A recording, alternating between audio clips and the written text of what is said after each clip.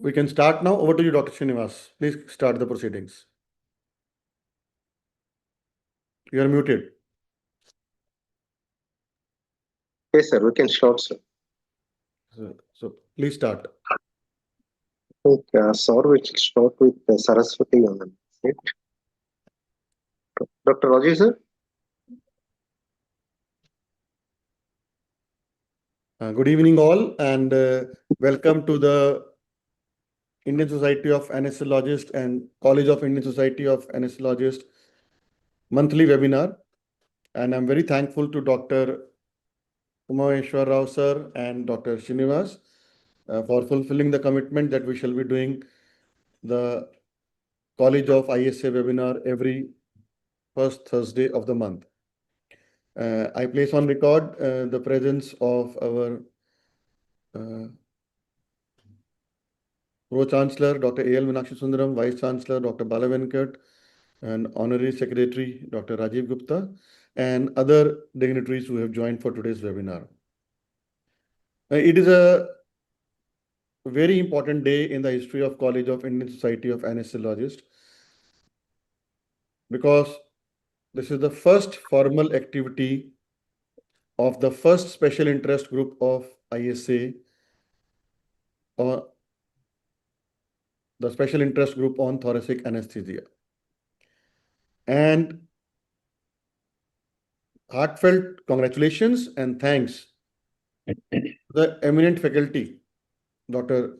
Sudhir Kumar from Gurugram, Dr. Rahul Anand from AIMS Delhi, Dr. Priya Ranganathan from Mumbai, Tata Memorial Hospital, Dr. Swaroop Ray from Apollo, Kolkata, Dr. Swapnil Parab from Tata Hospital, Mumbai, and Dr. Jyotirmay Das from Medanta, Gurugram, who shall be coordinated by very respected Dr. Ramdas from Calicut, Kerala. And the whole program has been prepared by someone whose name I will not take today. But thank you very much, madam. And thank you to Dr. Umameshwar Rao and Dr. Srinivaslu for coordinating this program.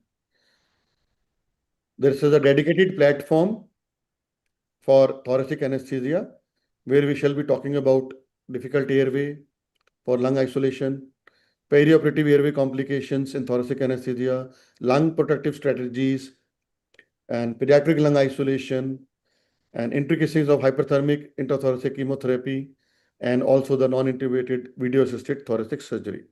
So they're all specialized fields. We were determined that we will give platforms to different special interest groups. We have lined up another one on ambulatory anesthesia. So these special interest groups will be promoted by ISA under the banner of College of ISA by having webinars of around 2.5 durations, a one-day workshop, and a session in the national conference. We have discussed this in detail in our National Council meeting, and I'm very thankful that this legacy will be carried forward by the incoming, the now Pro-Chancellor and incoming Chancellor. So my best wishes for the successful conduct of this program. And if there is any shortcomings are there, full onus is on myself. And if there's something good, the full onus is on the faculty as well as the coordinators. Thank you very much. Long live ISA. Jai ISCN. Jai Hind. Thank you.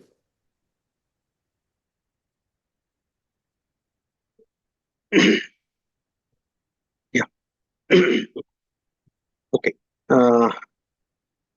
Thank you, sir. Again, welcome to this ISA Cisa webinar. I request our Vice Chancellor, Dr. Bala Venkat Subramanian, sir, to speak few words. I'm afraid sir has not joined. I request our Pro-Chancellor, Dr. L. Meenakshi Sundaram, sir, to speak few words and grace the occasion. So you count the words, respected President and Secretary. At the outset, I thank Dr. Srinivasulu because every time he had the pain of reminding me that today is the webinar. That is how I am joining. So now I am now driving from Trichy to my place. But this thoracic anesthesia is close to my heart. As it is thoracic, necessarily it will be close to my heart. So without wasting the time, I wish the best wishes to all the speakers and Dr. Uma Maheshwar Rao and Dr. Ramdas. Thank you very much.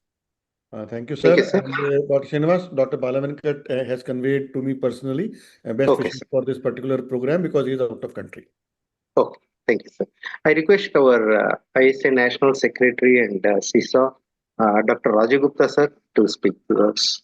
I'll request everyone to please call it as College of ISA. Yes, sir. College Right? of ISA. Yes, sir. College Right. of ISA is a better term. If Correct. so, it will be promoted. Thank you very much. Over to you, Dr. Rajiv. Okay, sir.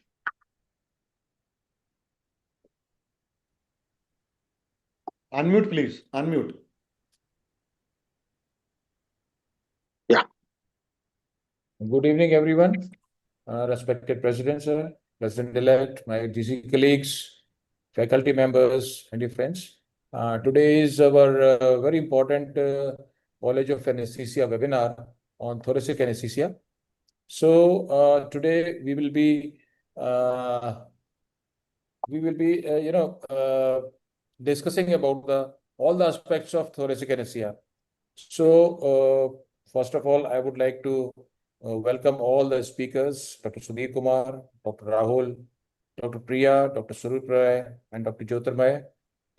And in this webinar, as Dr. Naveen said, we will be discussing all and everything about this, like lung isolation, one lung ventilation, and different kind of surgeries which are involved, and how to go about it, what kind of anesthesia is to be given, and how we do pre-operative checkup, and equally important is the post-operative management. So the key concept in this one lung anesthesia, and each and everything we will be discussing one by one. So thank you very much, Dr. Srinivasulu. Let's begin with the webinar, sir. Yes, yes, sir. Yeah. Before I introduce the coordinator of today's program, I request our Dean of College of ISA, Dr. Uma Maheshwar, sir, to say a few words.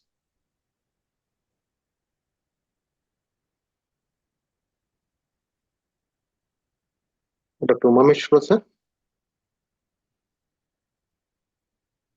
Sir, you are muted, sir. Yeah. Good evening. Yeah. Am I audible now? Yes, sir. Yes, sir. Good evening, Dr. Naveen Malhotra, the Chancellor, Dr. Balavenkat, Vice Chancellor, Dr. Rajiv Gupta, Administrative Secretary, and all the other office bearers, and the organizers of this webinar and participants of the webinar. Thoracic anesthesia is a specialized branch of anesthesia that deals with managing patients with undergoing surgery on the chest.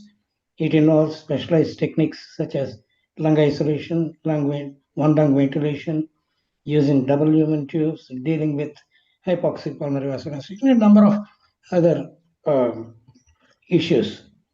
So post-operative pain management is also very critical to promote good ventilation.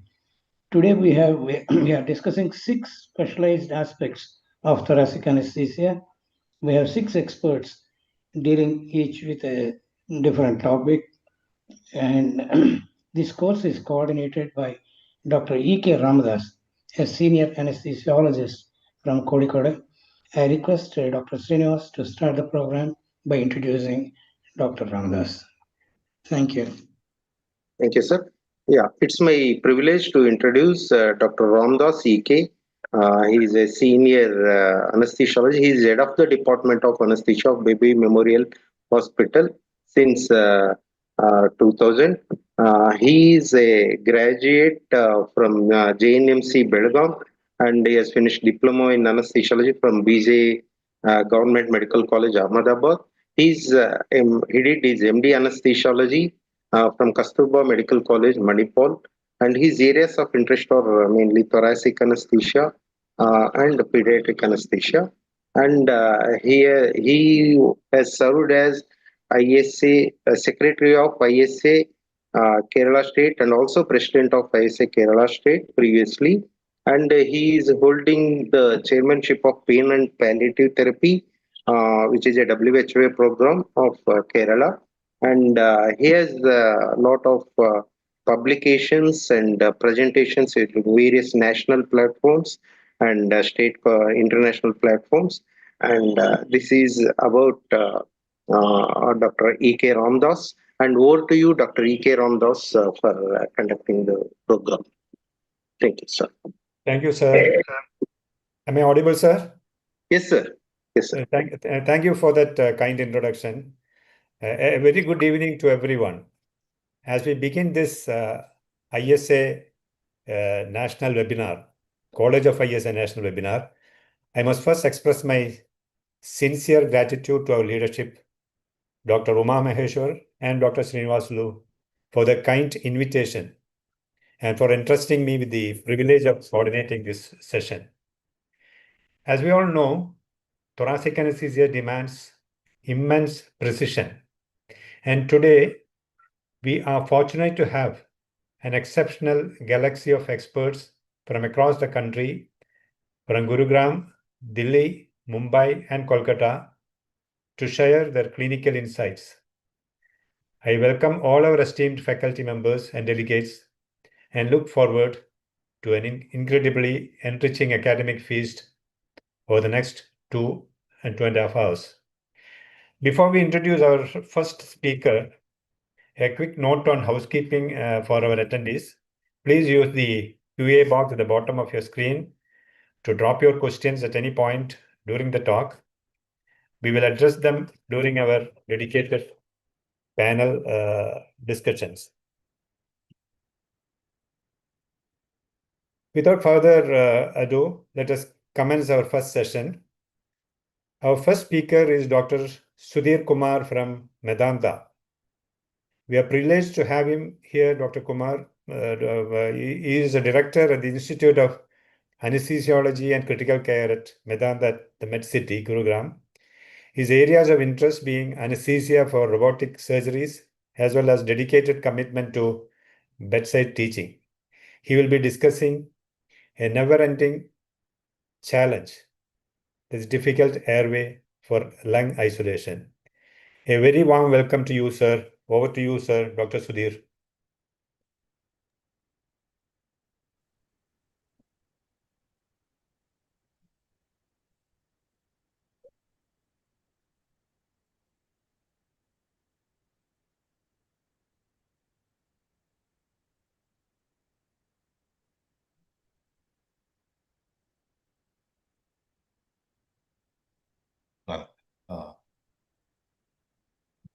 Good evening, respected faculty and dear friends.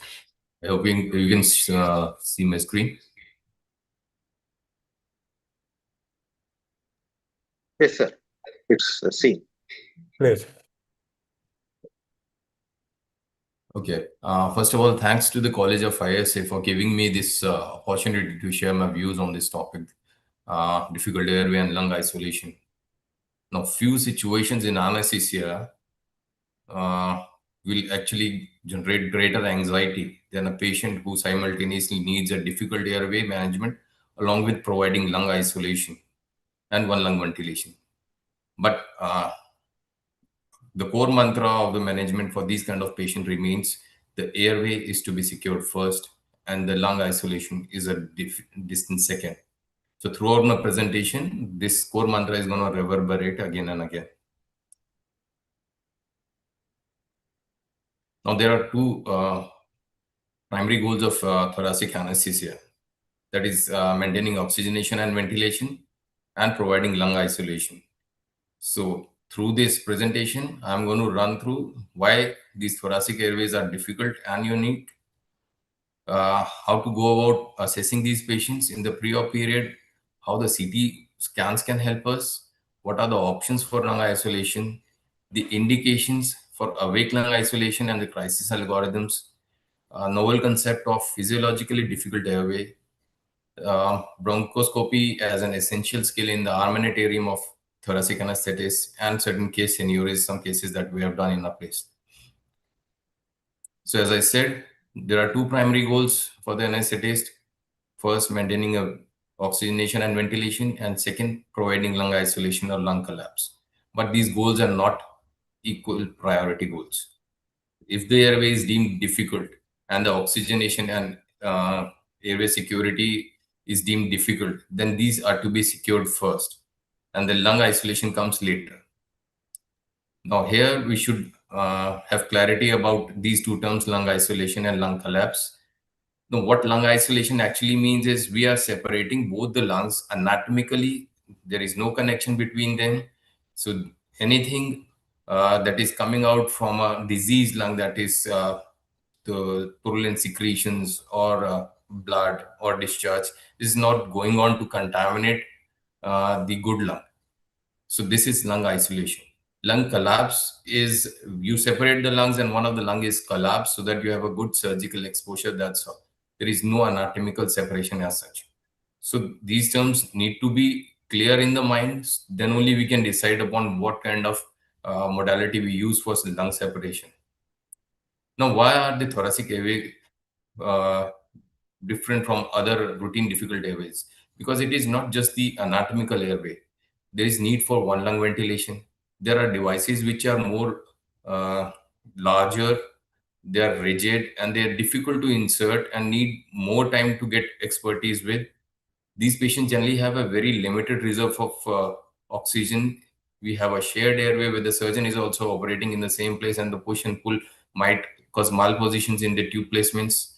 And these patients, some of them, they have really short apnea time and they deteriorate really quickly.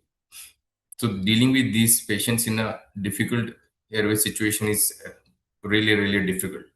Otherwise, the anesthetists are quite adept at dealing with the difficult airway on a routine basis. And as such, also in a non-complicated patient, lung isolation, achieving lung isolation is pretty easy. But as a combination in a difficult airway, achieving lung isolation, it is a pretty difficult job. And the central philosophy remains that the airway is always first and the lung isolation is second. The DLT placement is not the first question that should come to the mind. The question should be, how do I safely oxygenate and secure airway in this patient? Repeated DLT attempts actually convert a manageable airway into a disaster. So there is a hierarchy for managing airway in these kind of patients, and the hierarchy should not be breached. It's like the topmost priority is the oxygenation, then ventilation, then we should be able to secure the airway, then only think about how to go about isolating the lungs. The surgical convenience is the last of them all. And it should not be the reason to jeopardize any patient with a difficult airway. But having said that, with the advancement in the surgical techniques, what we see now is that there is more and more push for these minimally invasive surgeries. So the surgeons are pushing the boundaries. We need to actually mix and match our techniques and think out of the box to provide right kind of anesthesia for these patients. So sometimes we may need to breach this hierarchy and in selected cases, weighing the risk and the benefit, consider a modality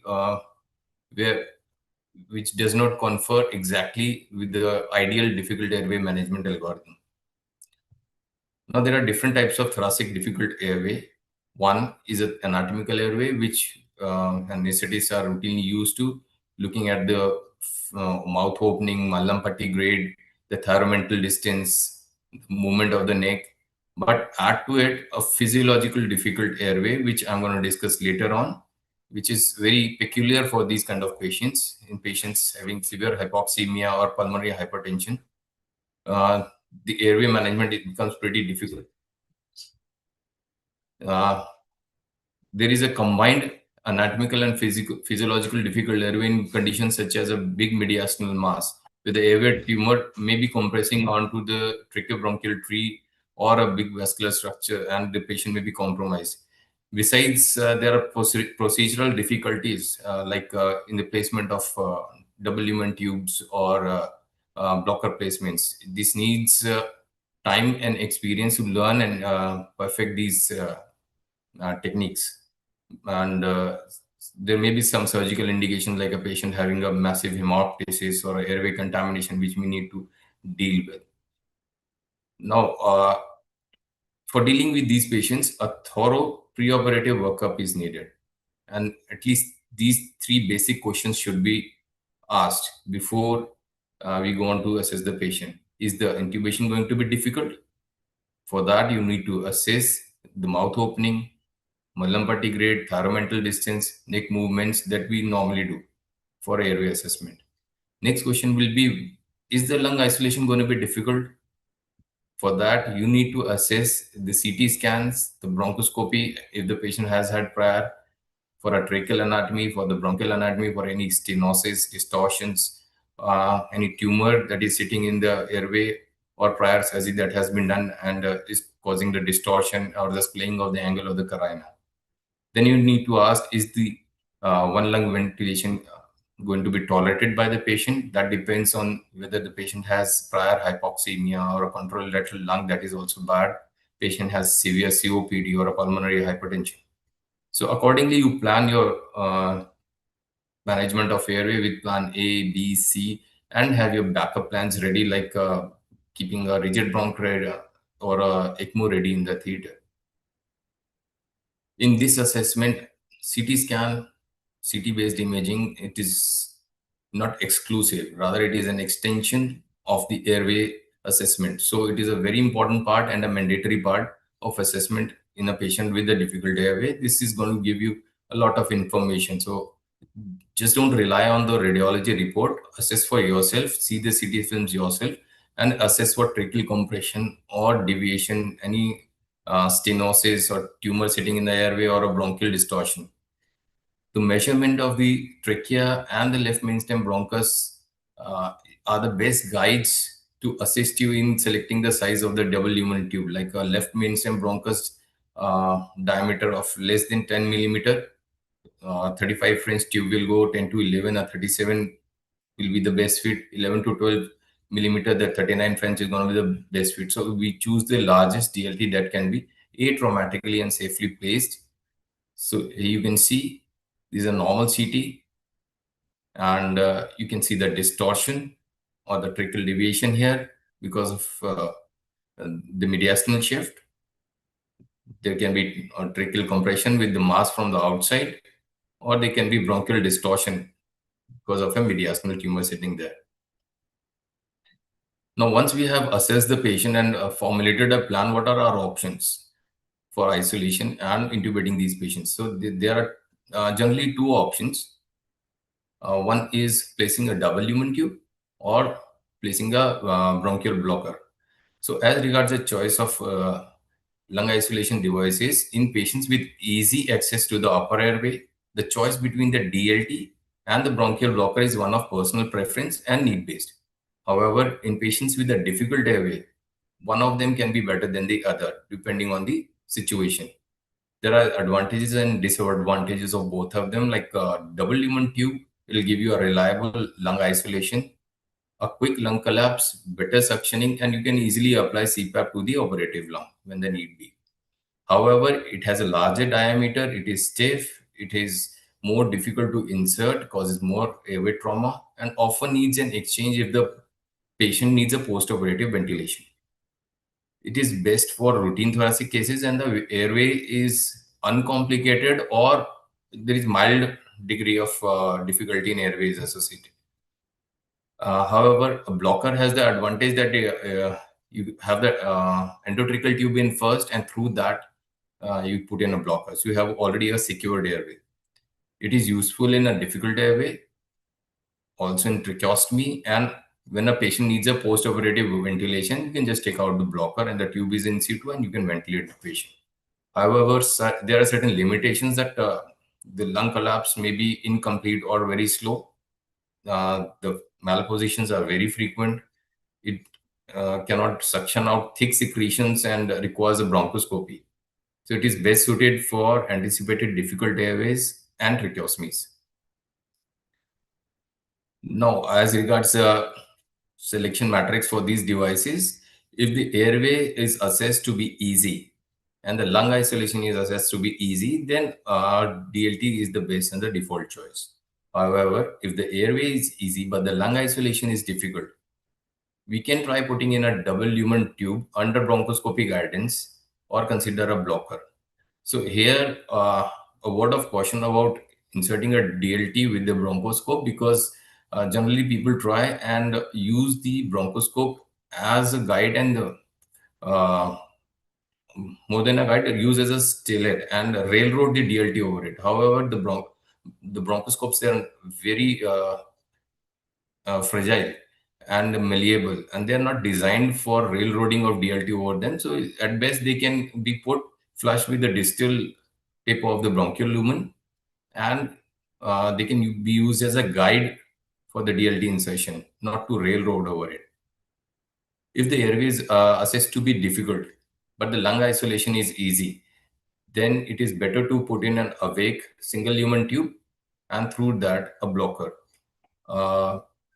If the patient needs lung isolation, then we can actually consider exchanging the endotracheal tube with the double lumen tube over a airway exchange catheter, which is actually a very difficult and dangerous procedure to do, because the failure rates up to 40% have been found with the exchange of a single lumen tube by a double lumen tube.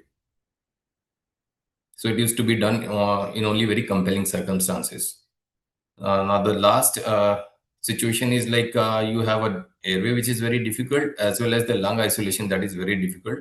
So it's better to do a awake bronchoscopic endotracheal intubation and put in a blocker. And once the ventilation is secured, then we can induce these patients. So the main rule is that if the anticipated significant difficult airway is there, we generally go in for a standard awake endotracheal tube first, and then a blocker first.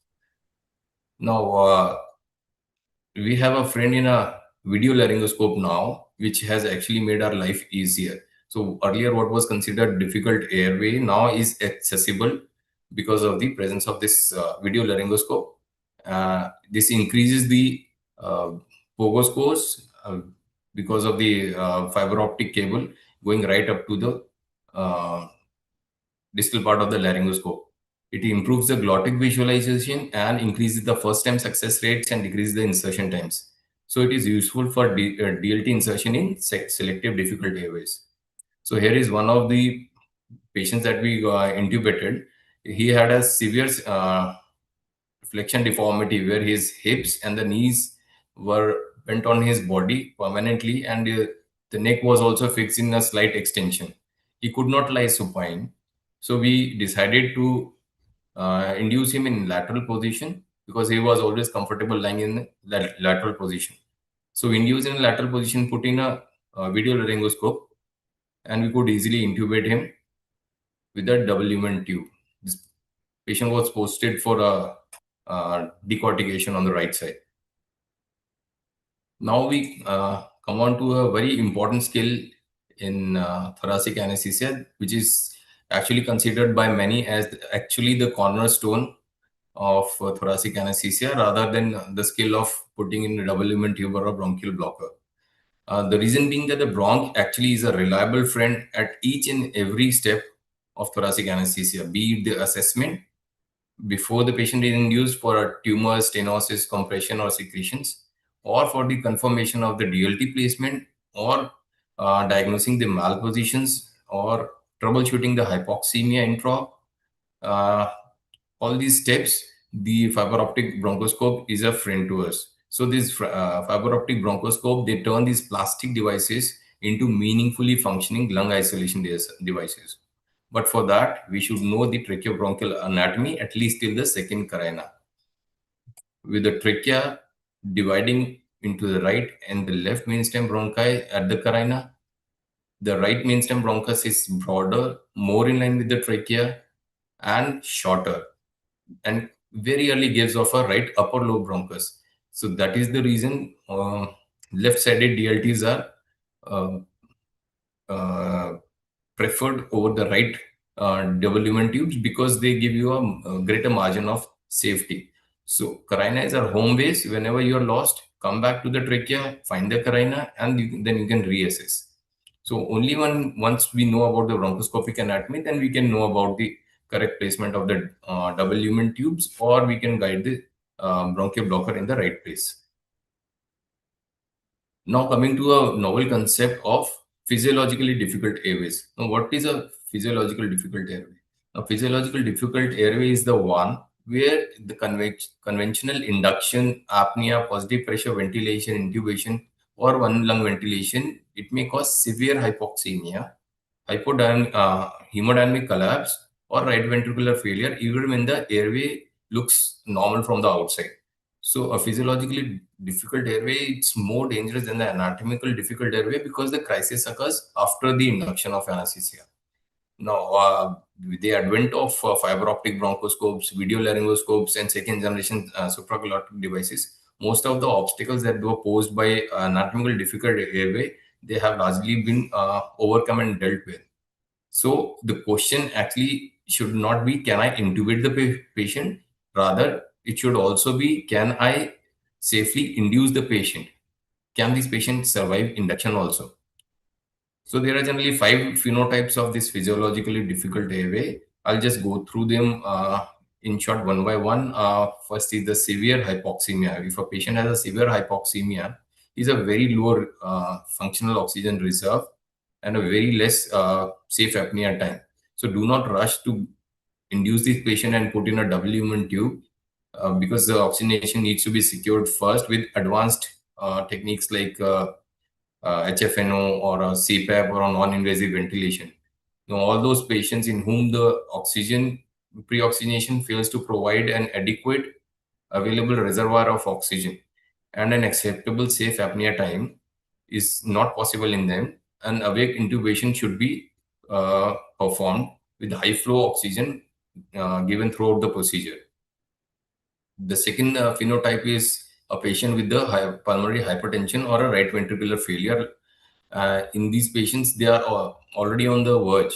The right ventricle has a tendency to fail when it encounters pressure overload. It can easily accommodate volume overload, but to pressure overload, it has a tendency to fail. For a patient who's already on the verge, any kind of acidosis, hypoxia, and hypocapnia can further lead to increase in the pulmonary artery pressures, and patient may have a hemodynamic collapse.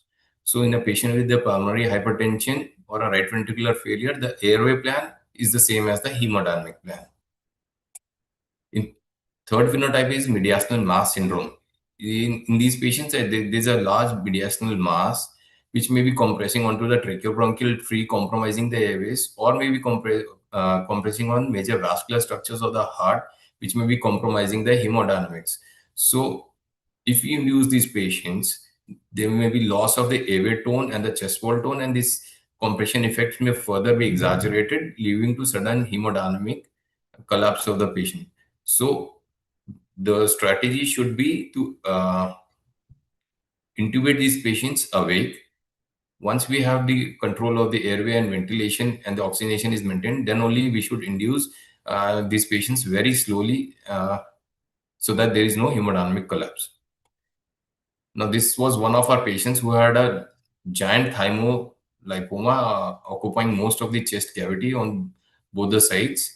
The lungs were reduced to almost nothing. But surprisingly, this patient had no symptoms, could lie supine. There was no rescue position as such because she was very comfortable lying supine and could do her daily course without any problem. So we gradually induced this patient with combination of inhalational and IV induction. And once we could ventilate, we paralyzed this patient and we could easily put in a double lumen tube without any problem. Next phenotype is severe obstructive lung disease. So these patients, they have a tendency to generate autopy. And if we ventilate these patients with high tidal volumes or high respiratory rates, not giving them enough time to complete their expiration, they may go into dynamic hyperinflation, which may cause hemodynamic collapse. So strategy for these patients should be protective lung ventilation and giving them increased expiratory times. Now, the last phenotype is the hemodynamically unstable patients with shock. So these patients, they are on a high sympathetic drive. The moment we induce these patients, the sympathetic drive goes away, the patient vasodilates, and there's further fall in the blood pressures. So these patients need very, very slow and titrated induction and support with vasopressors from the exogenously. So normal laryngoscopy view does not protect against post-induction cardiovascular collapse in these kind of patients. So we have to be very gradual and gentle in induction for these kind of patients. Now, another kind of difficult area that we deal with is a patient with the tracheostomy in situ who needs lung isolation. So the options with us are we keep the tracheostomy tube in situ and put in a blocker through the tracheostomy tube only and provide lung separation, or we can take the tracheostomy tube out if the stoma has been matured and the tracheostomy is there for a long time, and we can put a conventional double lumen tube through the stoma. If the upper airway is not an issue, then we can put in a double lumen tube in a conventional manner from the oral cavity only. Or what we can do is there is especially a small size double lumen tube available. We can put this double lumen tube from the tracheal stoma only. Now, a few algorithms for anticipated, unanticipated, or a SICO. If a patient has an anticipated difficult airway who needs a one lung ventilation, then we should have ensured that a second help is available, expert help is available in the theater, the drug trolley is available, the difficult airway cart is available. We should formulate plan A, B, and C and let the team members know their respective roles. Then we should assess the risk from aspiration, apnea intolerance, difficult ventilation, and difficult emergency airway access. So presence of these factors will push the plan towards an awake intubation. So generally the plan A for these patients is awake intubation followed by bronchial blocker insertion. However, if the patient does not have a very difficult airway and rescue ventilation is likely, apnea tolerance is okay, then we can do a sleep video laryngoscopy or fiber optic guided DLT insertion also. So in the patients in whom we are planning a awake lung isolation, we can consider giving them a slight sedation also. However, topicalization is the thing we are going to rely most upon. Topicalize the airway well. Just give them a little dose of sedation so they are more cooperative, but don't make them unconscious. Put in an awake endotracheal tube, confirm ventilation. If the lung isolation is mandatory and we need to put in a double lumen tube, this can be exchanged over a airway exchange catheter for a double lumen tube and we can isolate the lungs. However, if there is an unanticipated difficult airway and we are not able to put in a double lumen tube, we should not persist trying to put in a double lumen tube. We should change the strategy early, prioritize the oxygenation first, by whatever means try and place a standard endotracheal tube, ventilate the patient, stabilize, and put in a blocker and get the case done. However, if there is a can't intubate, can't oxygenate scenario, just try and oxygenate these patients by a face mask or a supraglottic device if possible. If not, then we should go in for a front of neck access and oxygenate these patients, and the lung isolation plan is totally abandoned. So the only goal remains is oxygenation. And this is the European Association of Cardiothoracic Anesthesiology and Intensive Care difficult airway algorithm for the patients with the difficult airway in thoracic surgery. So since this was a long and was not fitting onto it, so what I've done is I've just put this picture in half and half, side by side. So basically, it's just an extension of the ASA difficult algorithm by American Society of Anesthesiologists. So what we need to do is we should assess for a difficulty in the airway. If there is anticipated difficult airway, then we assess for spontaneous oxygenation, the risk for aspiration, and the front of neck access difficulty. If there is no difficulty access, then we should go ahead and perform induction under anesthesia. If there is difficulty in all these, along with the difficult airway, then awake airway part should be followed, and the rest, as we have already discussed.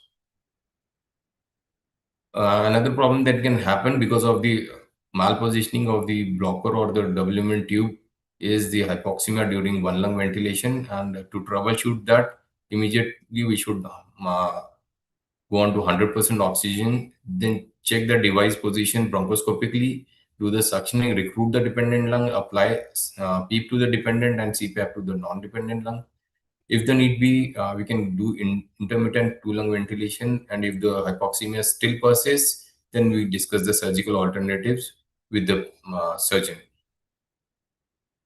So that's about it for my presentation. Now I'm going to run through a few cases that we have done at our place. So this was one of our patients who has had a OCR done with a free flap reconstruction. He had a one finger mouth opening, and he presented for a decortication.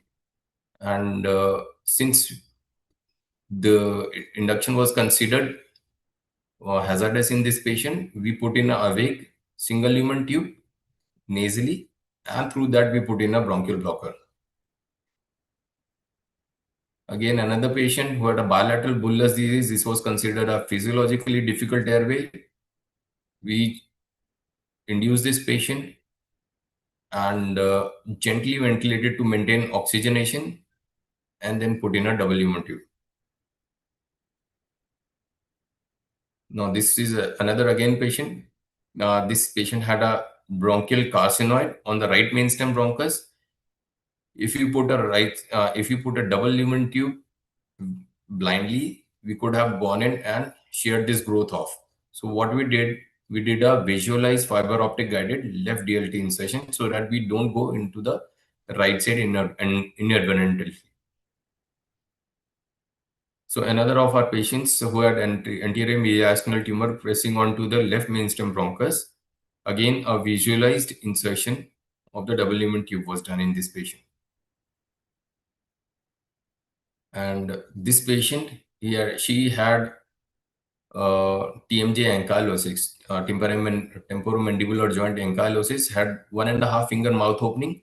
So DLT insertion was not possible orally with the conventional technique.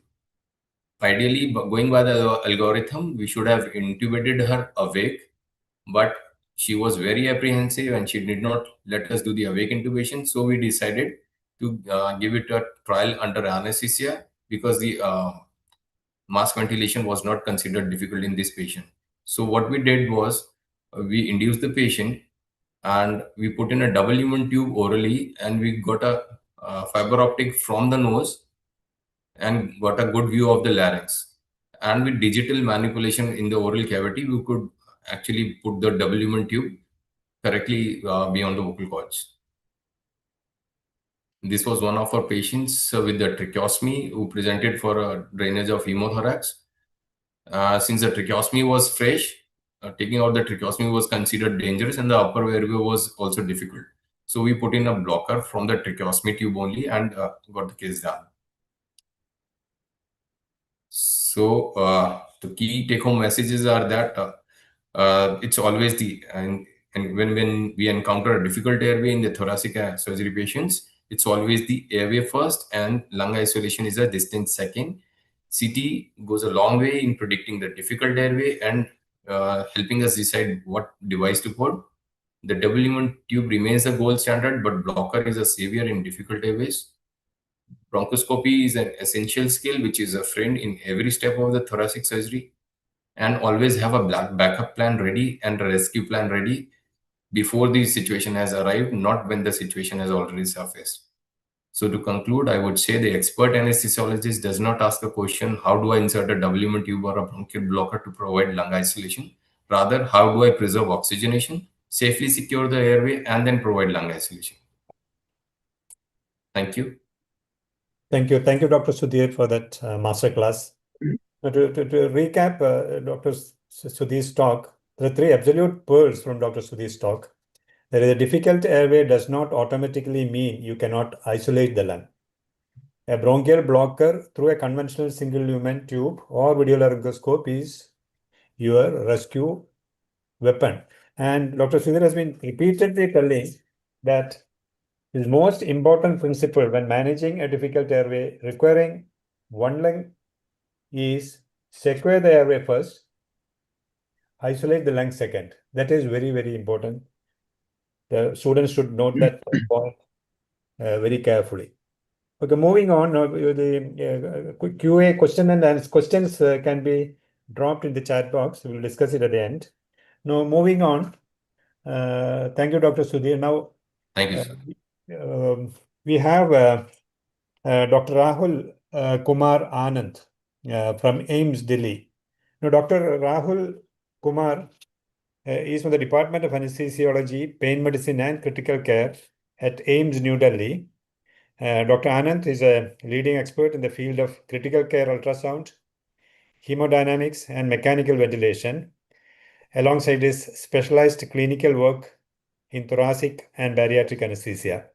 Sir, over to you on the topic, very interesting topic, that is on the complications that could occur in isolating one lung anesthesia, in producing one lung anesthesia. Over to you, sir. Good evening, sir, and thanks a lot for giving me opportunity to discuss this topic. And I would like to say thanks to Dr. Sudhir also. He made my job easy. Coming to perioperative airway complications in a patient undergoing thoracic anesthesia, the first question arises, what is so different about it? The answer is, these patients who are going thoracic surgery, in these patients, airway fail differently. And the reason is, these patients are high-risk patients because the airway, not upper airway, but trachea, bronchus, lungs, they are shared by the surgeon. Lung isolation device, which is must in these patients because you are giving one lung ventilation, that must stay precise throughout positioning and surgical manipulation. When lung is down, one lung is down, the gas exchange depends upon the lung which is getting ventilation. So chances of hypoxemia, hypercarbia, they are high. And it also depends, as Dr. Sudhir was saying, on lung mechanics or physiologically how lung is behaving. If you talk about clinical response, then now it is very easy to understand that a small device shape can produce sudden hypoxemia in these patients because of the kinking of the tube or because of the secretions. There may be a decrease in the minute ventilation because of high airway pressures. Poor lung collapse may be there because of the poor positioning or malpositioning of the DLT or bronchial blocker. If we talk about classification or just airway complications, we can broadly classify them: complications because of instrumentation, complications because of device, complication which is because of physiological reasons, and post-operative complications. If you talk about instrumentation related problems, it will be difficult intubation, as Sir was explaining it. It may be because of failed lung isolation or traumatic insertion of DLT. Device related, it is because of DLT malposition, bronchial blocker displacement, kinking of the endotracheal tube, or cuff problems like it may get ruptured, or during manipulation at the level of hilum or towards the left side, your bronchial cuff may come out, and that will lead to airway complications, even aspirations in some patients. Physiological problems may be because of hypoxemia during one lung ventilation, bronchospasm, hypercapnia. Again, it may be because of obstruction or secondary to secretions, clot, or kinking of the tube. Post-operative problems like laryngeal edema, it is quite common. it leads to lots of problem post-operatively. Vocal cord injury may be there because of forceful intubation, airway edema because of manipulation, and post-operative pulmonary complication. Coming to each topic one by one. Difficult intubation. So it may be because, as sir was discussing, it may be because of difficult airway secondary to anatomy, limited mouth opening or cervical spine, tumors or radiotherapy related changes. And management strategy is like preoperative airway assessment should be complete, thorough. Video laryngoscopy should be used early, not late. Awake fiber optic intubation should be used whenever indicated. And if you think that none of these things is working, go for surgical tracheostomy, awake surgical tracheostomy. Sir, I think Hello?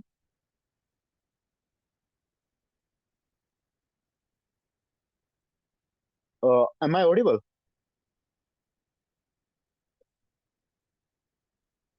Okay. In anticipated difficult airway, single lumen tube may be inserted.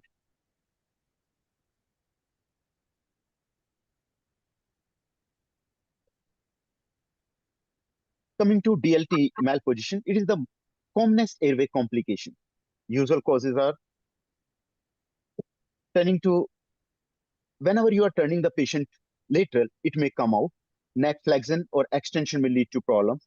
Surgical traction at hilum or bronchus may lead to coming out of like bronchial cuff may come out. Inadequate initial depth may lead to cough and malposition of DLT. There are certain clinical cues which may tell us that there is some problem like DLT malposition. It is unexpected hypoxemia during one lung ventilation. If there is increase in the peak airway pressure, reduced tidal volume, that may lead to a decrease in minute ventilation later on, and failure of operative lung collapse. Action, immediate fiber optic bronchoscopy. That is like your fiber optic bronchoscopy scope should be inside the OT or around the OT, because you may, whenever there is complication, you need to do fiber optic bronchoscopy in these patients to confirm the position of the tube. There may be airway trauma from double lumen tube insertion. And if we talk about site of airway trauma, it may be from vocal cord to main bronchus. It is usually because of the oversized GLT or when a novice is inserting it forcefully. It may be because of overinflated tracheal or bronchial cuff. There are certain warning signs like hemoptysis, air leak, subcutaneous emphysema, pneumomediastinum, which may lead to, which suggests that there is some trauma. And the management, or we may prevent it by avoiding forceful manipulation in insertion. And whenever there is some doubt, again, put the bronchoscope in and see what happened wrong. Tracheobronchial rupture may be there. It is rare, very rare, but it is catastrophic. Risk factors are difficult DLT placement, overinflated bronchial curve, if you insert large size DLT tube, and if the patient is on chronic steroid therapy. The signs are massive air leak, rapid emphysema, pneumothorax, which you may diagnose by sudden decrease in the saturation, increase in airway pressure, and hemodynamic compromise. Management, bronchoscopy again, secure gas exchange, give 100% oxygen, and if there is any doubt in a desaturating patient, make the patient on both lung ventilation. There may be some bronchial blocker complications. Like the displacement of bronchial blocker is more as compared to DLT. Whenever you are using bronchial blocker, you need to be quite alert. There may be hypoxemia from loss of seal or wrong position because they tend to sleep a lot. Specific caution, like if you're using bronchial blocker, that may get entrapped during stapling. Always confirm position of bronchial blocker after insertion and after positioning also. Hypoxemia was discussed in great detail. I'll go quickly on it. So it may be because of intrapulmonary shunt, malposition DLT or blocker, reduced HPV, which is hypoxemic pulmonary vasoconstriction, or it may be because of absorption atelectasis. There are certain risk factors like right lung surgery. It is associated with more hypoxemia, poor baseline pulmonary reserve, high shunt fraction. And what action should be done? Whenever a patient is desaturating, always think that it is because of the malposition of your device. Do bronchoscopy, put the patient on 100% of oxygen, do recruitment, give PEEP, and if it is not working, then go for both lung ventilation. Coming to management again, during one lung ventilation, check DLT size, positioning, not size, but positioning by doing bronchoscopy, increase FiO2 to 1, optimize cardiac output, PEEP to the dependent lung may be given, and CPAP to non-dependent lung. Because of airway reactivity secondary to the disease or because of depth of anesthesia, bronchospasm may occur. And if there is bronchospasm, it should be treated by deepening of the anesthesia depth, inhaled beta-2 agonist. One may give magnesium and steroids also. Steroid will take time, but all these things will work immediately.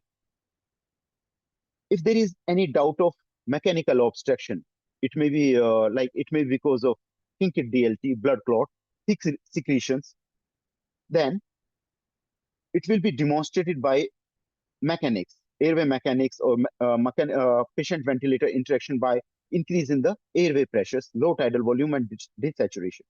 For this, bronchoscopy should be done immediately, suction should be done, and if there is any doubt, tube should be exchanged. Endobronchial hemorrhage may occur, and in few patients, gastric contamination may occur. If there is endobronchial hemorrhage, it may lead to hypoxemia and contamination of the dependent lung. The management is isolate bleeding lung, which we may do by, again, checking of the DLT positioning. Bronchoscopy should be done. Topical vasoconstriction should be done. And if it is not working, yes, surgical control should be achieved. Aspiration may happen, gastric aspiration, and the risk factors are esophageal surgery, emergency thoracotomy, if there is any reflux, full stomach. For prevention, rapid, like in high-risk patient, rapid sequence intubation should be done. Gastric decompression may be done in high-risk patient. The management is suctioning of the contamination, give oxygen, ventilation support, and in a patient in which you are in doubt, keep the tube there in situ, assess the airway postoperatively, and then extubate. There may be certain emergency complications while patient is undergoing thoracic surgery. It may be tension pneumothorax, which will be reflected clinically by hypoxemia, hypotension, increased airway pressure. The treatment is immediate decompression and insertion of the chest tube. There may be contralateral pneumothorax during one lung ventilation, and it is really dangerous because that's the only lung which is getting ventilated. If there is sudden hypoxemia along with hemodynamic collapse, always think about contralateral pneumothorax, which needs immediate decompression. It is a life-threatening complication. Coming to postoperative airway complication, there may be laryngeal edema, which may be due because of large side DLT tube, lots of manipulation of the airway, prolonged surgery. It should be treated with steroids, nebulized adrenaline. And if there is any doubt, one may do a cuff leak test and delay extubation if it is severe. Vocal cord injury may be there, and airway edema, again, like laryngeal edema. So we may do cuff leak test, delayed extubation, and ICU observation should be done in these patients. Even if you are extubating the patient, better to keep the patient in ICU. As saying goes that one night in ICU is better than a life in grave. Protective strategies may be used to prevent airway related events. In the preoperative period, we may go for inspiratory muscle training. The best outcome comes when you train the inspiratory muscles for 8 to 12 weeks. At times, you may not get that much of time, The literature demonstrates that 5 to 7 days of physiotherapy and inspiratory muscle training may help. There should be like nutritional build-up in, if you may do that, depending upon the type of the surgery, urgency of the surgery. Preoperative thorough evaluation should be done to reduce airway-related complications. Intraoperatively, routine bronchoscopy after insertion and after turning lateral. Individualized mechanical ventilation, which include, depending on the compliance of the lung, recruitment and individualized PEEP therapy. Correct cuff inflation, cuff pressure should be checked, and avoid forceful insertion of double lumen tube. Postoperatively, strong multimodal analgesia should be given in these patients, which may encourage cough early mobilization. As such, we should mobilize these patients as soon as possible. Therefore, strong analgesia is required. Coming to one case vignette, 62 years old man for VETS, right upper lobectomy, left DLT was inserted in the supine position. Patient was saturating fine. After lateral position and one lung ventilation, there is sudden drop in SpO2. Peak pressures are increasing. Then what we should do?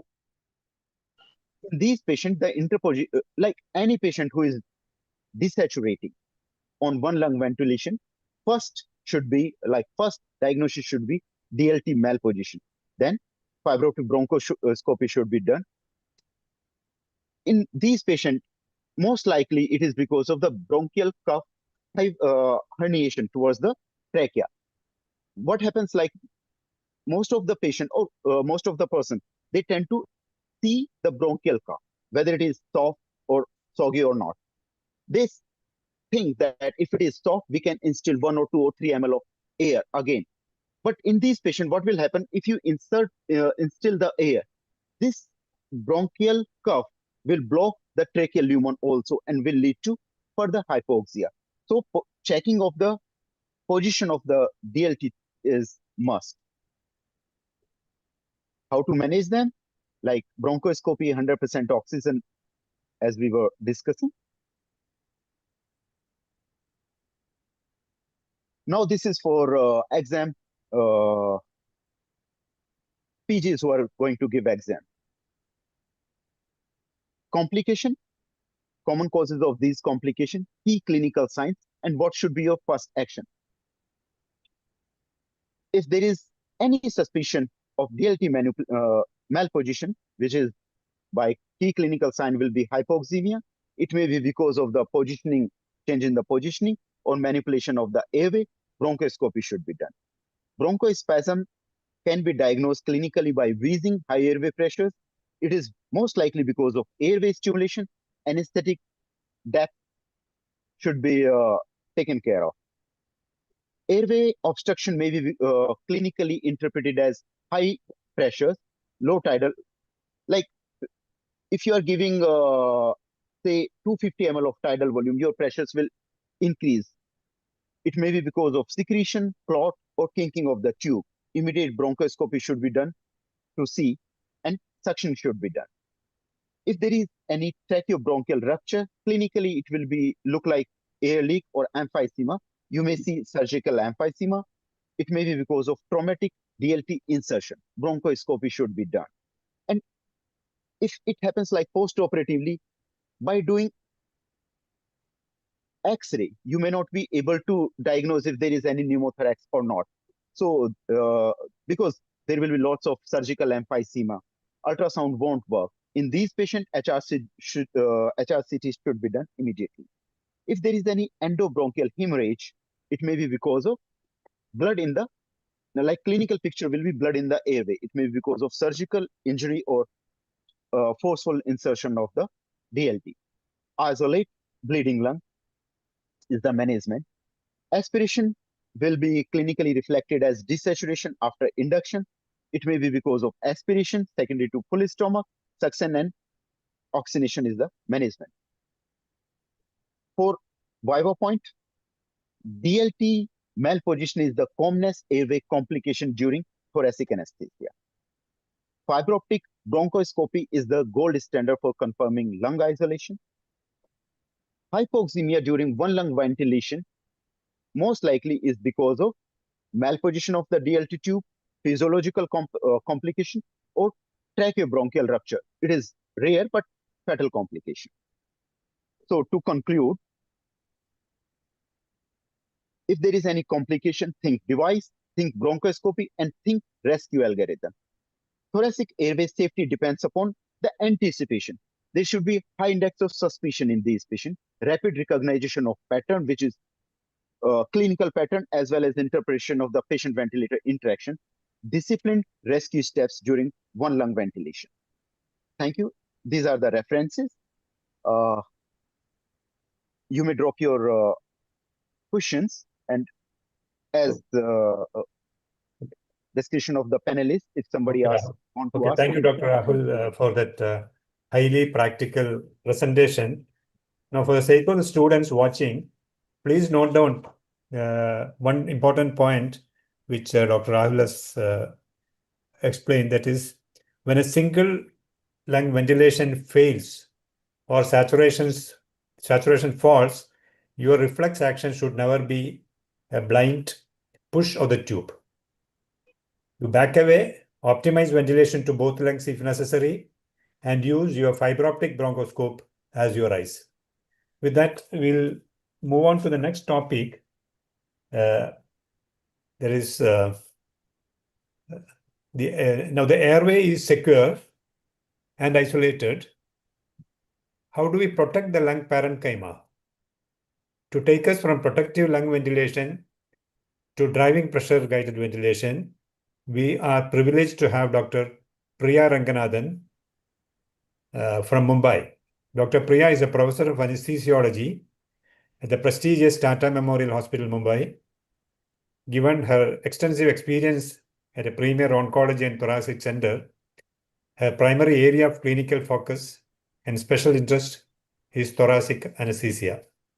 We are privileged to have her insights with us today. Dr. Priya, the virtual podium is yours. We look forward to your presentation. Thank you very much, and thank you to the organizers for this opportunity. My internet connection is unstable, so I'm going to keep my video turned off. So we've learned about how to isolate the lung, particularly in the difficult airway setting, and what problems we can encounter during lung isolation. Now, in the next 15 to 20 minutes, I'll quickly run you through ventilation strategies which can protect the lung. I have no conflicts of interest, but I have used AI tools to generate some of the images in this presentation. So this is going to be the outline of my talk. What is the physiology of one lung ventilation? What are the mechanisms of OLV-associated lung injury? And the evolution of strategies for one lung ventilation, which are protective. So we know that during one lung ventilation, the surgical side, that is the non-dependent lung, is collapsed, which means there is no ventilation, but it continues to get perfused. It's either atmospheric pressure or capnothorax, as well as surgical retraction. The dependent lung is getting ventilated, but because of its positioning, which is suboptimal, and the pressure of the abdominal system, there could be areas of atelectasis in this lung as well. When we talk about perfusion, the lung which is getting operated still continues to have some perfusion, though the degree of that perfusion decreases due to two mechanisms. One is hypoxic pulmonary vasoconstriction, or HPV, and the other is gravity, which is particularly relevant in the lateral position. Now, what is hypoxic pulmonary vasoconstriction? And for exam-going students, this is a very important physiological concept that you need to know. So basically, when there is hypoxia, at the level of the pulmonary arteriole, there is constriction. And this is a physiological attempt to decrease the shunt to that lung and divert the blood to the other lung, which is getting ventilated, right? And this is what helps with reducing the shunt to the collapsed lung. However, HPV is affected by certain factors, including the alveolar lung, of vasodilatation, and inhaled anesthetic, and therefore we need to minimize all of these factors to protect HPV. In the different lung, there is very good ventilation. There is good perfusion, but again, there are some areas of shunting. Now, in the early days of thoracic anesthesia, we had very rudimentary devices. We did not have easy access to fiber optic scopes. Anesthetics needed to be used in higher concentrations, and they also inhibited HPV. Very high incidence of DLT, malposition, and hypoxemia, as much as 25%. And therefore, as a compensation, people resorted to large tidal volumes, which means they would deliver the volume of 2 lungs to 1 lung. They would use high inspired fraction of oxygen. So usually patients would be on 100% oxygen. In an attempt to preserve HPV, they would avoid PEEP. So they would use 0 end expiratory pressure.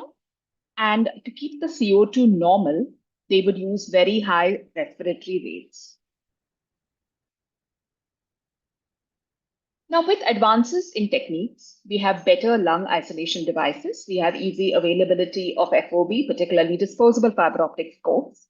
And modern anesthetics are potent, and we use them in concentration less than 1 max, so they have less effect on HPV.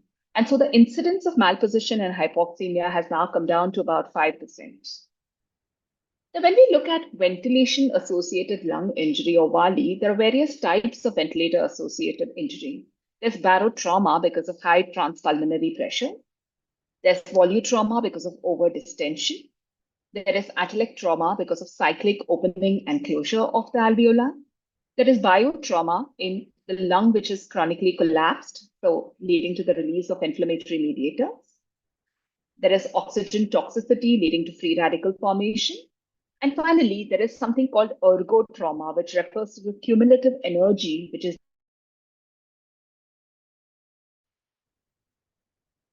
based on studies from critical care and patients with ARDS. We learned the open lung approach, which means we want to open the lung and over distension. So this brought in the concept of protective one lung ventilation, where to prevent volutrauma, we started using low tidal volumes. For barotrauma, we minimized peak and plateau pressures and adjusted the respiratory rate to allow permissive hypercapnia. To prevent atelic trauma, we recruited the lung and used a little bit of positive end expiratory pressure to keep the alveoli open at the end of expiration. And to avoid oxygen toxicity, we adjusted the FiO2 to maintain saturation above 92%. So we weren't aiming for 100% saturation. We accepted some degree of hypoxemia.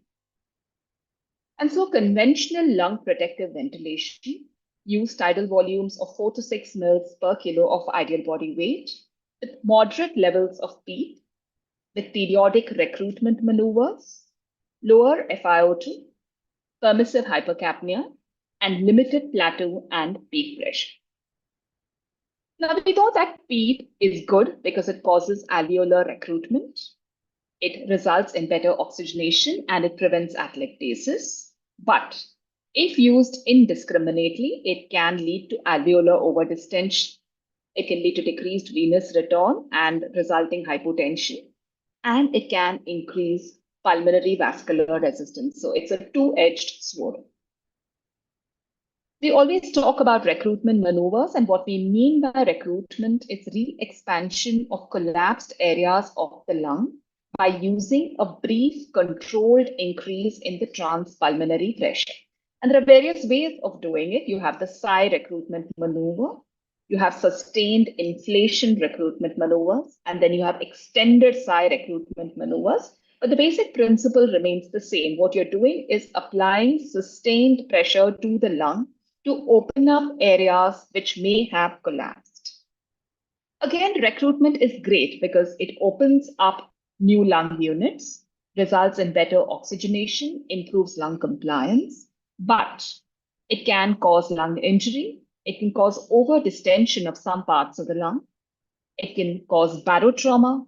It increases pulmonary vascular resistance, and then it causes increased intrathoracic pressure, which results in increased intracranial, intraocular pressures and decreased cardiac output. So again, needs to be used carefully. Now, this was a systematic review and meta-analysis which looked at what happens when you use positive end expiratory pressure and recruitment maneuvers during one lung ventilation. So this meta-analysis included 16 studies with about 800 patients. And what they found is that between studies, there was a lot of variability in the amount of peak and the timing and method of recruitment. Only 2 studies looked at clinical outcomes, and even these showed variable effects on length of hospital stay and postoperative pulmonary complications. Now, this paper came out sometime in 2019. This was the secondary analysis of a crossover study, small sample size, but it drove home the point that if you used protocolized routine recruitment maneuvers in patients on one lung ventilation, you could actually do harm and result in increased mortality. Now, coming a little bit to physiology. So we talk about lung compliance. What do we mean by compliance? We mean the change in lung volume per unit change in pressure. So when you apply pressure to the lung, how much does the lung inflate, right? There is something called static compliance, and then there is dynamic compliance. Static compliance is measured when there is no airflow, and what it tells you is the compliance of the thorax, which is essentially the lung parenchyma and the chest wall. Dynamic compliance includes compliance during airflow, right? So it brings in the airway resistance. But for the rest of this talk, we're going to be focusing on static compliance. So if you look at the pressure time curve in a patient who is receiving volume controlled ventilation, this is inspiration. This is the peak inspiratory pressure. And the difference between the peak inspiratory pressure and the peak is representative of the dynamic compliance. Then there is a brief period where the inspiratory valve closes, but the expiratory valve has not yet opened. That's called the inspiratory pause. There is no airflow at this time, and that is when we measure what is known as the plateau pressure. And the difference between the plateau pressure and the peak is representative of the static compliance, okay? Because at that time, there is no airflow. And then, of course, there is expiration, and we come back to peak. So remember, dynamic compliance is tidal volume divided by peak inspiratory pressure minus peak. And static compliance is tidal volume divided by plateau pressure minus peak. And this is what determines driving pressure. When you look at the volume pressure curve, you'll realize it's not linear. Initially, to open up the lung, you need extra pressure. Then there is a sharp increase in compliance. And then again, as alveoli start getting over distended, it plateaus out. And what we want is to have the lung on this steep part of the curve, which represents good compliance. If alveoli go into this part of the curve, they collapse, there is poor compliance, and there is atelectasis. Here, there are over-distended alveoli, leading to volutrauma and barotrauma. And these are known as the lower and the upper inflection points. I'm going to give you the analogy of a balloon. When you start blowing a completely collapsed balloon, initially it takes a lot of effort, right? And later the balloon expands rapidly. Again, when the balloon is fully distended, it takes a lot of effort to distend it further. And that's exactly what's happening with the lungs, right? So at the end of expiration, you do not want the lung to collapse completely. Just like you do not want the balloon to collapse completely, you want it to come to a partially expanded state. so that it's easier to open it in the next breath. Driving pressure represents the tidal volume corrected for the patient's compliance, and it's a safe way to adjust the tidal volume to decrease cyclic or dynamic strain. So what do we mean by driving pressure? As I already told you, we look at P flat minus the P, right? And we do this for different values of P.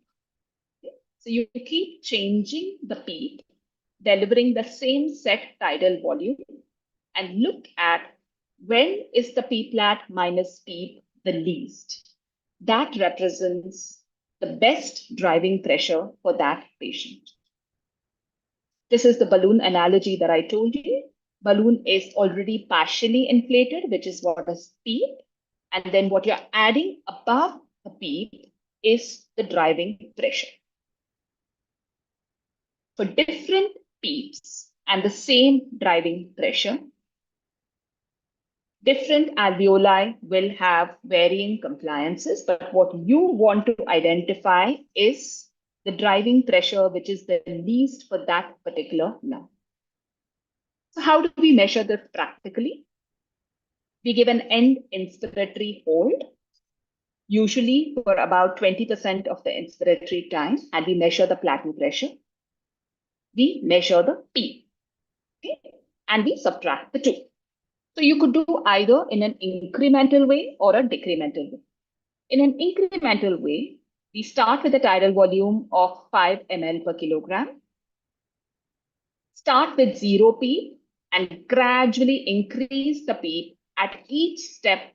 Do an inspiratory pause, calculate plateau pressure and plateau pressure minus P, which is what we call the delta P. Most modern anesthesia machines will allow you to set an inspiratory pause of 20%. In a decremental P, we first give a lung recruitment maneuver, so open up the lung completely. Then start with a high level of P and tidal volume of 5 ml per kilo. So typically we would start with 20 centimeter of water and then systematically decrease the PEEP and calculate the delta P at each PEEP level. The lowest possible driving pressure is the best respiratory system compliance, where most of the lung is participating, and that PEEP is the PEEP that you should be using to ventilate the patient. Now, which of these two is better, incremental or decremental? So this was a study published in 2020 which showed that decremental PEEP immediately after a recruitment maneuver was more effective in improving oxygenation as compared to incremental PEEP. So most of the studies which look at the use of driving pressure would use decremental PEEP after a recruitment maneuver. So what happens when you individualize PEEP rather than using the same PEEP for all patients? So this was one of the first meta-analysis which was published in 2020, where they looked at individualized PEEP during one lung ventilation for preventing complications. And I've put up the studies on the right over here. Now, the problem with this was that the included studies used different ways of individualizing the PEEP. Okay, so some studies used driving pressure, some studies used impedance tomography, some studies used ultrasound, right? And similarly, the control group was also not standardized. Some studies used a PEEP of 5, some had 0, some had higher. And so this was not really a very fair comparison. But what this meta-analysis showed is that overall, the use of individualized PEEP favors post-op pulmonary complications, which means it reduces the risk of pulmonary complication. This was followed by a second meta-analysis in 2022, which specifically looked at driving pressure-oriented ventilation on patients undergoing OLV. So in this, the PEEP in the experimental arm was based on driving pressure. And this clearly showed that both oxygenation as well as pulmonary complications were better in the driving pressure arm rather than the standard PEEP arm. So this brings us to what we now call IOLA, or individualized open lung approach, where we use a tidal volume of 5 to 6 ml ideal body weight, the individualized PEEP determined by the lowest driving pressure.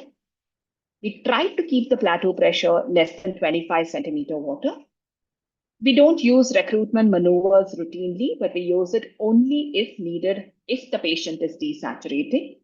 And we adjust the respiratory rate to maintain permissive hypercapnia. So in 2024, this was a large study which came out. This was the iProve OLV. Now, this had a very nice protocol, which is why I have put up this slide. First, double lumen tube inserted and confirmed with bronchoscopy. Initially, 2 lung tidal ventilation with 8 ml tidal volume, PEEP of 4, and adjusting the respiratory rate to maintain EtCO2 between 35 and 45. Then switch to OLV with 5 to 6 ml per kilo tidal volume. The standard group got 4 centimeter water of PEEP. The IOLA group got alveolar recruitment maneuver and a decremental PEEP titration. And they've shown you how they did it. So they started with 20 centimeter of water, and they slowly came down until they identified the optimum PEEP, and then they used that optimum PEEP for the rest of the surgery. And what this study showed was that severe postoperative pulmonary complications were reduced drastically in the IOLA group. All pulmonary complications, both in 7 days and 30 days, were reduced in the IOLA group. So obviously, using individualized driving pressure titrated PEEP is beneficial. So in summary, what I want to say is that though we keep talking about protective lung ventilation, one size does not fit all, and the goal of protective lung ventilation is to keep the lung open and prevent cyclical trauma due to repeated opening and closing, but at the same time avoiding volutrauma and barotrauma. And so we need to tailor it and individualize it to each patient based on the patient's lung compliance and the driving pressure. So this article actually gave a very nice algorithm on how we could do this. So pre-OLV optimization, which means your DLT or bronchial blocker positioning has to be optimal. Lung recruitment, individualized PEEP based on driving pressure, and personalized FiO2 titration to ensure the lowest oxygen concentration. Thank you very much.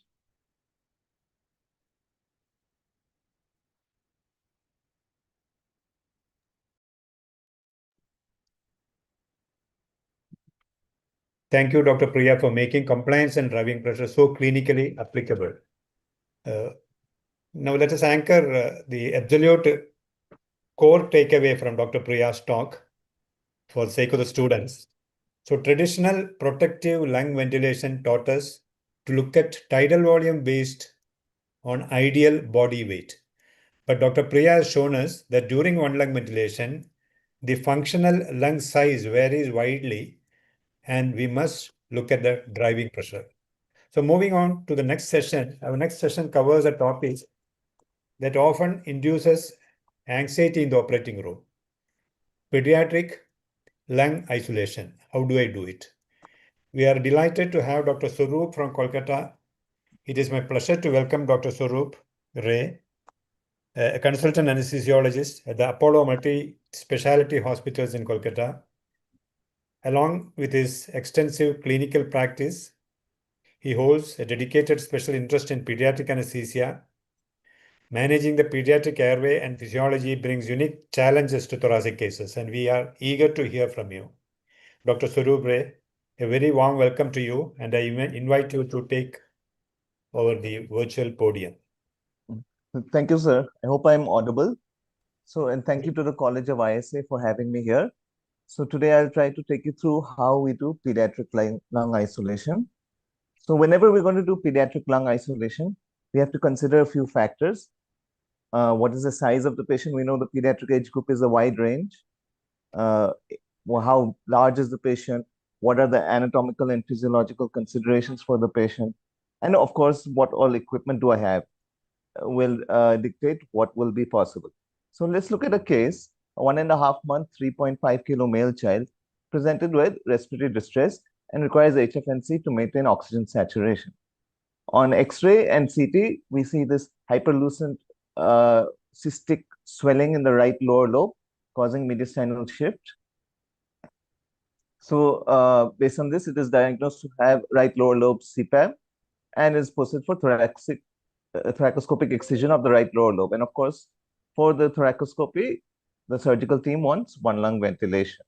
So can we go ahead with the double lumen tube? We know this provides the best lung collapse, the fastest lung collapse. You can do suction, you can do CPAP. But unfortunately, these double lumen tubes are large and at present not manufactured in smaller sizes. The smallest available is a 26 French, which is for children between 8 to 10 years, and 28 French for children around 10 to 12 years, and 32 French for older children. So in case we are dealing with the older children, we have to remember that these smaller DLTs will only admit a very small fiber optic bronchoscope. So, and these bronchoscopes in most places are not really available. So whenever you're doing a DLT for a teenage child or an 8 or 10-year-old, you should understand that you may not be able to do a bronchoscopic confirmation. So you'll have to rely on clinical parameters or some other fluoroscopic guidance to do so. So anyways, the double lumen tube is not possible for this small child. How about I do intubate the left bronchus selectively? Left bronchus is straight, uninterrupted. Why don't I just push the single lumen tube to the left bronchus? And this is the simplest option available. You can do it in any age group. You can even do it blindly, just size down by 1. And after you pass the trachea, turn the head to the right side and the tube to the left and advance it, and probably it goes into the left bronchus. And up to 3 years of age, the angulation of the right and left tends to be equal. So the most important thing to consider in this technique is the sizing. So usually you will have to downsize. So if this is a 1.5-month child, 3.5 kg, I would say a 4 mm tube will go in the trachea. So if I'm going to put a tube in the bronchus, I would downsize by 0.5 millimeter for an uncuffed tube, so a 3.5 uncuffed tube, or maybe I can go for a 3 microcuff tube. Otherwise, I can be more precise. I can do a radiological, I can radiologically measure and see the AP diameter of the trachea and accordingly size my endotracheal tube. However, the problem with this technique is the case is going to be in lateral position. It might take some time. And in case there's already the patient has a marginal oxygen reserve, in case there's an issue intraop, it will be difficult to go back to 2 lung ventilation. And then subsequently difficult to go back to 1 lung ventilation. Also, you won't be able to give CPAP or suction the operated lung. And of course, if I use an uncuffed tube and the seal is inadequate, there may be poor collapse and you won't be protecting the lung from contamination. Now, this is a left isolation, but if we're doing a right-sided selective endobronchial intubation, there's an additional consideration of the early takeoff of the right upper lobe bronchus. And this is even more early in pediatrics, and it happens less than 1 centimeter, children less than 8 years. So it's very difficult to position your endotracheal tube and not exclude this, and to include this in your ventilation. So it's very likely to get excluded, especially if you're using a cuff tube. So anyways, these 2 options are less suitable for this patient. So maybe the bronchial blocker is the best option. So let's see what blockers we have for the pediatric population. So we have dedicated blockers, but the smallest is a 5 French. And these are ART and TAPA blockers that are available now. For older children, more than 8 or 9 years, you will go for 7 French blockers. However, since these dedicated blockers aren't manufactured in smaller sizes, we do have off-label vascular catheters, namely the Fogarty embolectomy catheter, which comes as small as 3 French. So the advantage of selective endobronchial intubation, of a bronchial blocker over selective endobronchial intubation is, of course, I can resume 2 lung ventilation easily. I'll have better seal of the airway, better collapse, better operating conditions, and some of the blockers allow me to give CPAP and suction. However, the main problem with bronchial blockers, though this is the mainstay option in really small children, is that they tend to get displaced, even more so than your DLT. And this displacement, to avoid these displacements, usually we only inflate the blocker after final positioning. So once you're fully lateral and you fix the child, then you position and inflate the blocker under vision. The other issue that can happen is if you suddenly have a loss of ventilation and increase in airway pressures, you should suspect the blocker has gone into trachea and immediately deflate the blocker. Many of the blockers don't allow suction or CPAP, and the lung collapse is not as good as DLT, but ultimately this is the best option available. And of course, we should know that the spherical cuff can result in airway injury if overinflated. So it is seen in some article that the ARNT and uni blocker, which are dedicated blockers, even when inflated to the maximum recommended volume, produce cuff pressure of 340 to 330 centimeter water, which is well above the perfusion pressure of the tracheal mucosa. So to avoid airway injury, we should always inflate under fiber optic bronchoscopy guidance and choose an optimally sized blocker so that you avoid overinflation. So coming to the specific blockers, you have the ARNT blocker, which is a wire loop blocker. So as we know, the ARNT blocker at the distal end has a wire, which can be snared onto the fiber optic bronchoscope. And with this, it can be positioned accurately into either bronchus. We have TAPA blockers, which have a bend here through which we can just rotate and optimally position in either bronchus. So these two have 5 French. The EASY comes as a 7 French blocker. It has a shaft, 7 French shaft and 2 cuffs, which you sit at the carina, and in the cuffs go into either bronchus. So this allows you to do sequential lung isolation if required. You can position it blindly, and it tends to be positionally stable. However, this is for older kids. Now the Fogarty, which is very commonly used because of the size range that's available, and it's also readily available. So, at the last moment, you have a thoracic case, you may not readily have an ARNT blocker or a TAPA blocker. You'll have to call the company person. So the Fogartys are always available in the hospital, and they come from 3 French to 7 French. They don't have a central channel, and they have very high pressure spherical balloons. So you have to be careful with the inflation. Okay, and 4 French, 5 French, and 4 French and above, you have a guide wire, which allows manipulation, whereas the 3 French doesn't have a guide wire and tends to be a bit more flimsy. But still, it is useful in the smaller babies. So whenever we are doing blocker isolation, bronchoscopes are needed for checking the inflation, checking the position. So you should be familiar with the equipment you have. So the smallest bronchoscope available is 2.2, although I don't know if any one of us has this. And the smallest scope with this working channel is a 2.8. So what you have to ask is your bronchoscope going to fit through your endotracheal tube? And just as a general guide, the outer diameter of the bronchoscope should be less than 0.9 of the internal diameter of the endotracheal tube for it to move freely. But even then, if it can, due to bends and all, and the connector, it can be snug still. So you may need some lubrication. If I want to ventilate, which is also important in these smaller babies with marginal reserve, your outer diameter of your bronchoscope should be 0.7 times the internal diameter of the endotracheal tube. So in adults, as we do it, intraluminal, where through a multi-port adapter, your bronchoscope and your bronchial blocker enter, you will be ventilating throughout, and both go, and the blocker is positioned accurately in the desired bronchus. However, for this to be possible in the smaller babies, you need both the size of the bronchoscope and the bronchial blocker to be able to be accommodated in the endotracheal tube. And this may not be possible in the smallest baby, especially if they're less than 2 years. So in these situations, you place the blocker outside the endotracheal tube, and this is the extraluminal technique. So extraluminal, as I said, is preferred in smaller children, where it is often difficult to pass both the bronchoscope and the blocker through the single lumen tube. Also, the presence of the blocker within the single lumen tube in the intraluminal technique will increase the resistance and may compromise ventilation. Extraluminal technique can be technically challenging, so it may not be, but it may be the only option. But it requires some elaborate maneuvering, and this can lead to trauma and hypoxemia.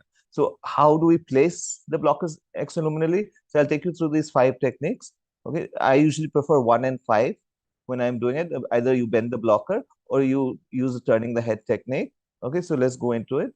So bending the blocker. So the Fogarty's and the dedicated blockers, which are stiff, can be bent about a few centimeters before the distal end.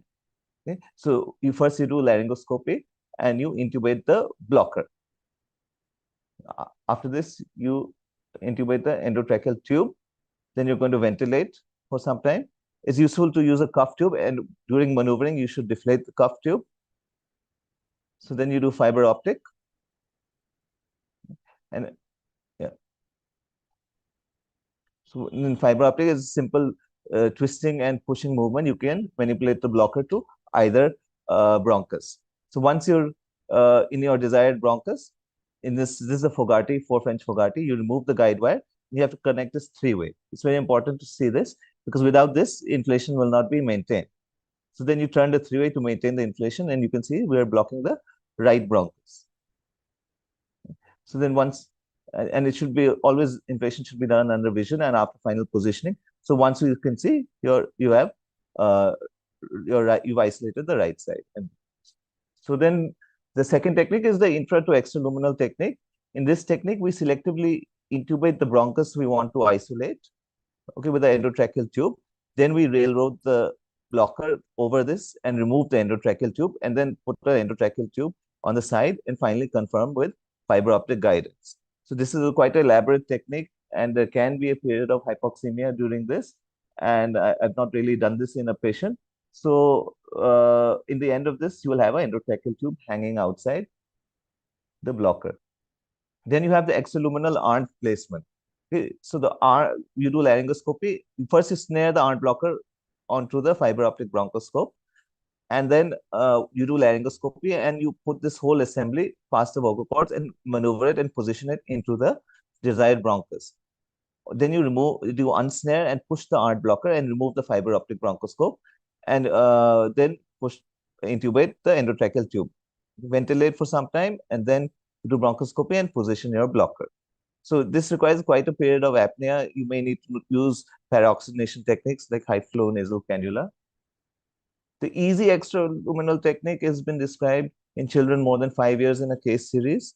So easy blocker comes in that 7 French size. It's rather big, but what these people have done is they have accommodated it in a 5.5 uncuffed tube by putting a slit at the distal end, and then they do laryngoscopy and intubate this assembly, and then tear off the endotracheal tube and advance the easy blocker, and then on the side put another endotracheal tube. So this is one option in the older kids. You can see this. Then the turning the head technique is the other technique I prefer. So in this, the concept in this is when I turn the head to the right side, I'm likely to align the bronchial blocker towards the left bronchus. And if I turn the head to the left, it's likely that I will align it to the right side, right bronchus. So in this case, this is what we had done. We had gone for the turning the head technique, and the plan was, because we took the 3 French blocker, Fogarty, which does not have a guide wire, so it cannot be bent. So we went with the extraluminal 3 French with a 3.5 tube and a 2.8 bronchoscope, which could go through the 3.5 tube. So here we do laryngoscopy and intubate the blocker, 3 French blocker. Okay. Once we pass the vocal cords, we turn the head to the left side and advance it, and probably it goes to the right side.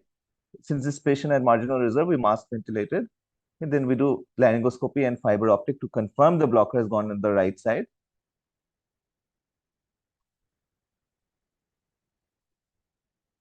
We just do a quick confirmation. Okay, yeah, we're in the right side. We come out and put the endotracheal tube. We did this because we thought it would be very snug, the entire assembly, and it would be difficult to manipulate the blocker once the endotracheal tube is inside. So then we inflate under vision. Okay. Here's another case, a 10-month child who had left CDH. We had to do left isolation, put the block on the left side. So we turn the head to the right and advance it. Here we intubated right after this and confirmed, and we could see it's gone to the left side. and then we inflate after final positioning.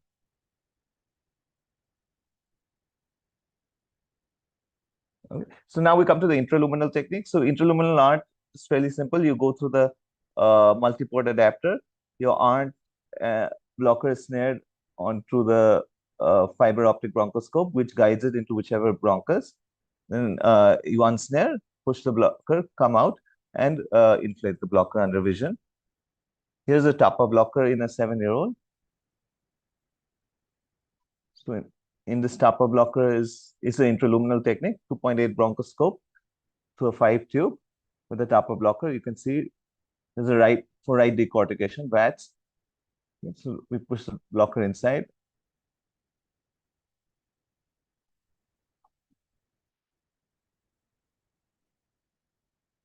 Okay, then we inflate under vision. You can see the right upper lobe is not yet included, so some more inflation is needed. So in summary, lung isolation in the pediatric population presents a unique set of challenge and requires anesthesiologists to be competent with a variety of techniques. So the possible options are dictated by the equipment and patient factors. So broadly, selective endobronchial is available to all age groups. The extraluminal or parallel technique, you would need the child to be at least a few months old, or you could also do it in neonatal period if you have the available equipment. The intraluminal, depending on your equipment availability, you need the child to be at least 2 years. And Univent tube, which is not really in the market, it's basically a tube with a blocker inside it, is possible for 6 years and above, and only 8 years and above can you do your DLT. Thank you very much. Thank you, Dr. Swaroop, for that incredibly practical walkthrough of the topic.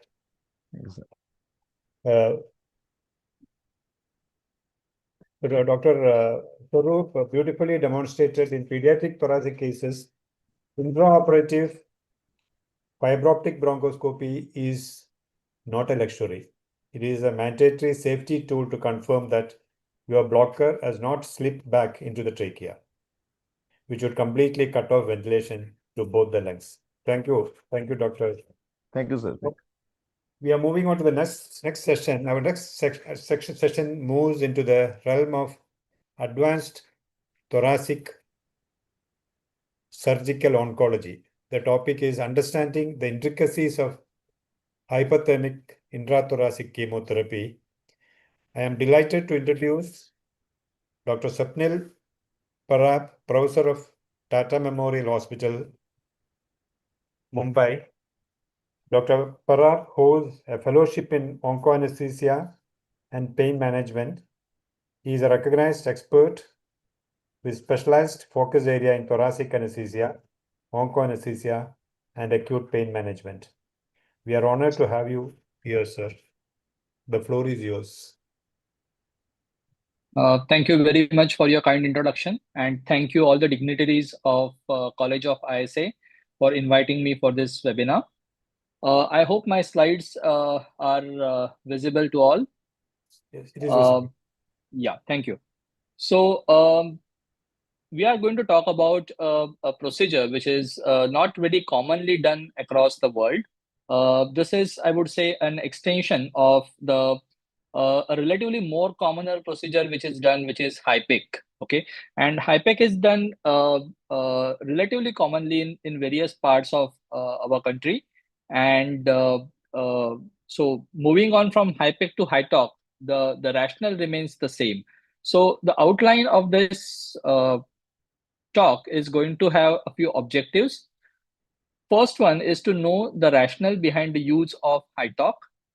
Number two is to understand the process of conducting the HITOC and which drugs are used during HITOCs. To know which diseases are treated with CRS and HITOC. CRS means complete cytoreductive surgery. Then to understand the challenges faced by the anesthesiologist during the CRS HITOC surgeries, and to know the perioperative management for the same surgeries. So we are going to go through these 5 objectives stepwise. Coming to the first objective, understanding the rationale. As I said, the rationale of HIPEC and HITOC remains the same. And one of the main mechanisms is the pharmacokinetic dose intensification. What I mean by that is pleura, or for that matter, peritoneum, is a semi-permeable membrane. So when a chemotherapy drug is poured into it, okay, it delays the absorption of this drug into the blood. Therefore, it reduces the systemic toxicity of the drug, and it achieves the high amount of local concentration of that particular chemotherapy agent. This allows us to use the chemotherapy agent in a particularly high concentrations, which anyways won't be possible to be used systemically. Because if you use this concentration systemically, there will definitely be a systemic toxicity. By using these drugs in a confined chamber, we are achieving a high local concentrations of this drug. Now, what does this high local concentrations do? This concentrations of chemotherapy along with a heat forms a synergy, and it damages the cancer cells. How does it damage the cancer cells? It basically inhibits the DNA repair process of the cancer stage, and the cancer cells are inhibited from further propagation. It basically induces a process of apoptosis in the cancer cells. It also leads to generation of heat shock proteins, which then expose these cancer cells to the natural immunity, that is the natural killer cells or the T cells. And these natural killer cells are then able to neutralize the cancer cells more effectively. So these are the ways in which the HITOC or the HIPEC treatment works. Okay, so coming to the second objective, how is the HITOC used and which drugs are used in HITOC surgeries? So if you can see here, HITOC is usually done at the end of the complete cytoreductive surgery. So at the end, once the cytoreductive surgery is done, the chest wall is closed. The surgeon introduces two cannulas inside the chest. Sometimes there can be 4 cannulas, but basically the 2 are the inflow cannulas and 2 are the outflow cannulas. The lungs needs to be collapsed, and then with the help of a roller pump, okay, the chemotherapy drug is introduced into the chest into the chest wall cavity at a particular temperature. Now, this particular temperature ranges from 39 to 43 degrees Celsius. The temperatures what we usually use are at 41 to 43 degrees Celsius. The chemotherapy drug is circulated within the pleural cavity. It is allowed to come in contact with whatever remnants of the tumor cells which are remaining after the cytoreductive surgery. And then after around 60 to 90 minutes of this procedure, the drug is withdrawn back, and the chest wall cavity, the lung is allowed to expand, and then the chest wall is closed. Okay, so this is the procedure of HITOC technique. Which are the drugs which are commonly used? The commonly used drugs are the platin based. So you can use a carboplatin, cisplatin, oxaliplatin. Some of these drugs exhibit heat synergy, while some of these drugs may not exhibit a heat synergy. The commonly used drugs are cisplatin and doxorubicin. These are heat synergy drugs. So what I mean by that is, in presence of heat, these drugs becomes more active. And what do these drugs do is that they infiltrate the tumor cells up to a particular depth, and then they inhibit the cell cycle or the cell dividing process of these particular cancer cells, and induces the apoptosis of the cancer cells. So these are the various penetration depth which are achieved by various drugs, and most of these drugs are cell cycle non-specific. That means at any phase of cancer cell propagation, the process of propagation is halted. Okay, whereas some of the drugs are cell cycle specific, so they particularly inhibit a particular step of a cell propagation. Okay. Coming to the next objective is to know which diseases are treated with CRS HITOC. And if you actually see the literature, there are only a few diseases which actually have evidence for the treatment of treatment using the HITOC procedures. And these diseases are mainly malignant pleural mesothelioma and thymoma. Okay. Now, as far as the evidence is considered, if you see for the malignant pleural mesotheliomas, Without HITOC, the overall survival is around 12 to 14 months for surgery and chemotherapy. But if you add a HITOC, the recent evidence suggests that overall survival can be extended up to 28 to 35 months. But you have to be careful in choosing the patient, that the patient should have a localized and early phase of mesothelioma. Epithelioid varieties are more susceptible to this procedure, and a patient should have a good performance status. So if the patient is very frail, patient is having a lot of comorbidities, then this particular procedure can be equally comorbid for the patient. And therefore, you have to choose the patient who have basically a good performance status. The second type of cancers which are treated with HITOC are thymomas. Now, in thymomas, if you see the literature, there is no RCT which has compared HITOC versus without HITOC. But basically, a historical data has been compared with the prospectively done few series. And what we have found is with the help of HITOC treatment, the 5-year survival rate in a thymoma patient, especially stage 4A thymoma patient, can be extended up to 70 to 95% versus 70 or around 70% if you have not used HITOC. So the historical data shows that a 5-year survival rate without HITOC was around 73%, but with HITOC, now it can be extended up to 90%. In non-small cell lung carcinomas, particularly if you see HITOC doesn't offer any great advantage. In fact, whatever the case series and a small amount of RCTs that we have, especially for the early pleural phase, early pleural disease, those RCTs also have not shown any major advantages when they were offered in comparison with pleurodesis procedures. Metastasis from the extrathoracic organs are the other cancers, especially from the breast or the ovarian cancers, colorectal cancers, and sarcomas. There are a few case reports and case series, but largely speaking, there is not much benefit about them. So if you actually see HITOC treatment is beneficial or has been proven to be beneficial in malignant pleural mesotheliomas and thymoma stage 4A. This is a summary of various studies which have been done for HITOC treatment in thymoma patients. And you can see that the overall survival of the patients can be marginally increased in thymoma patients. However, mind well, there are no RCTs in this particular group of patients. In non-small cell carcinoma as well, if you see a limited increase in the survival time, but not major advantages. Again, not many RCTs done in this set of patients as well. In extrathoracic cancers, again, a very small number of patients, a small number of case series, again, no RCTs, and a few studies which have shown a slight improvement in the overall survival, but not a major, not a grade 1 level evidence at all. So, in a nutshell, HITOC treatment offers a partial benefit in malignant pleural mesothelioma, especially of epithelioid type, and in thymoma stage 4A, not otherwise conclusive evidence in non-small cell lung carcinomas and pleural metastasis from the other cancers. Coming to our next part is what are the challenges for the anesthesiologist and how is the perioperative care given to these patients. Now, the perioperative care in these patients starts on the preoperative preparation.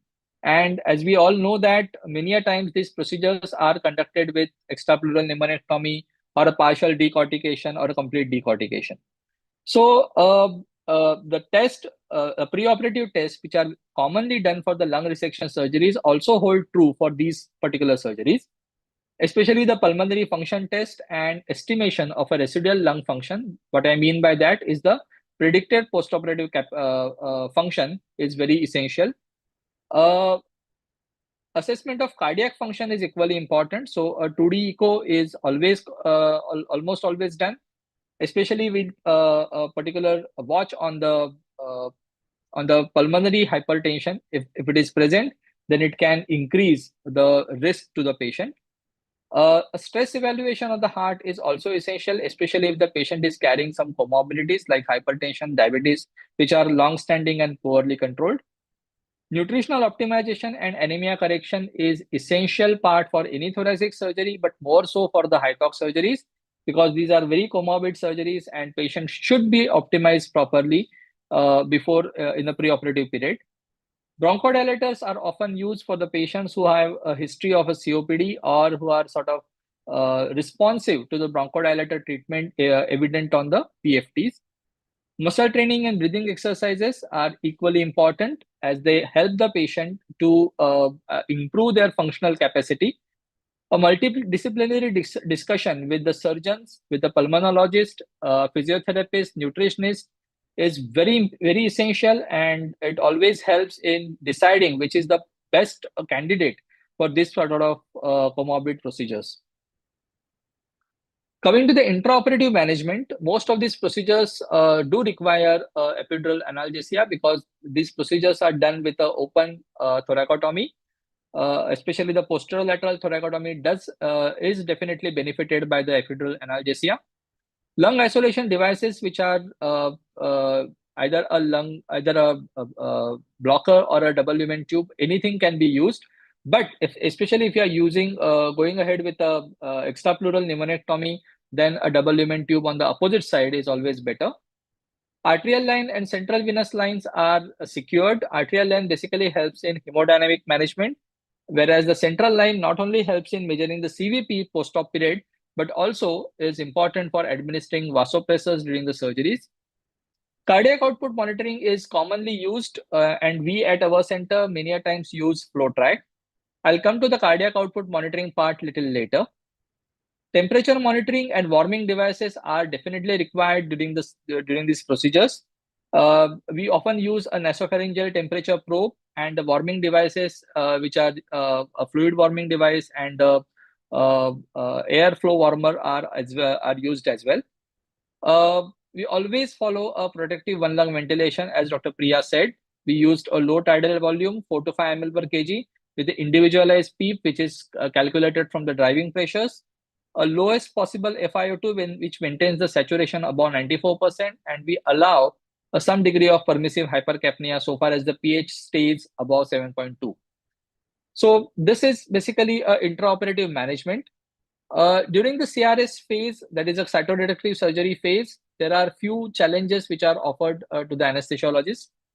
As I said, the lung resection is often performed along with these in these procedures, and therefore it reduces the pulmonary vascular capacity. So if you have a pneumonectomy, there is a substantial reduction in the pulmonary vascular capacity, and what it results is basically whatever fluids that you give to these patients would then be redistributed into a remaining pulmonary vascular capacity, which is going to cause a pulmonary hypertension in those particular postoperative period. And in that, if there is a major blood loss, which is very common with the procedures of pleurectomy, or whenever there is any injury to a major intrathoracic vessel, then this blood loss further complicates the picture.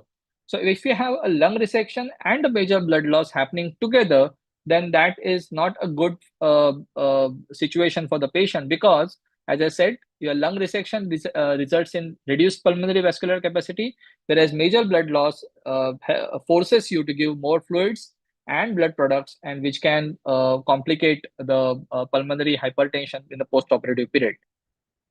Therefore, a very fine balance has to be maintained between when you are administering the fluids, that is maintaining tissue perfusion on one hand and avoiding the overhydration on the other hand.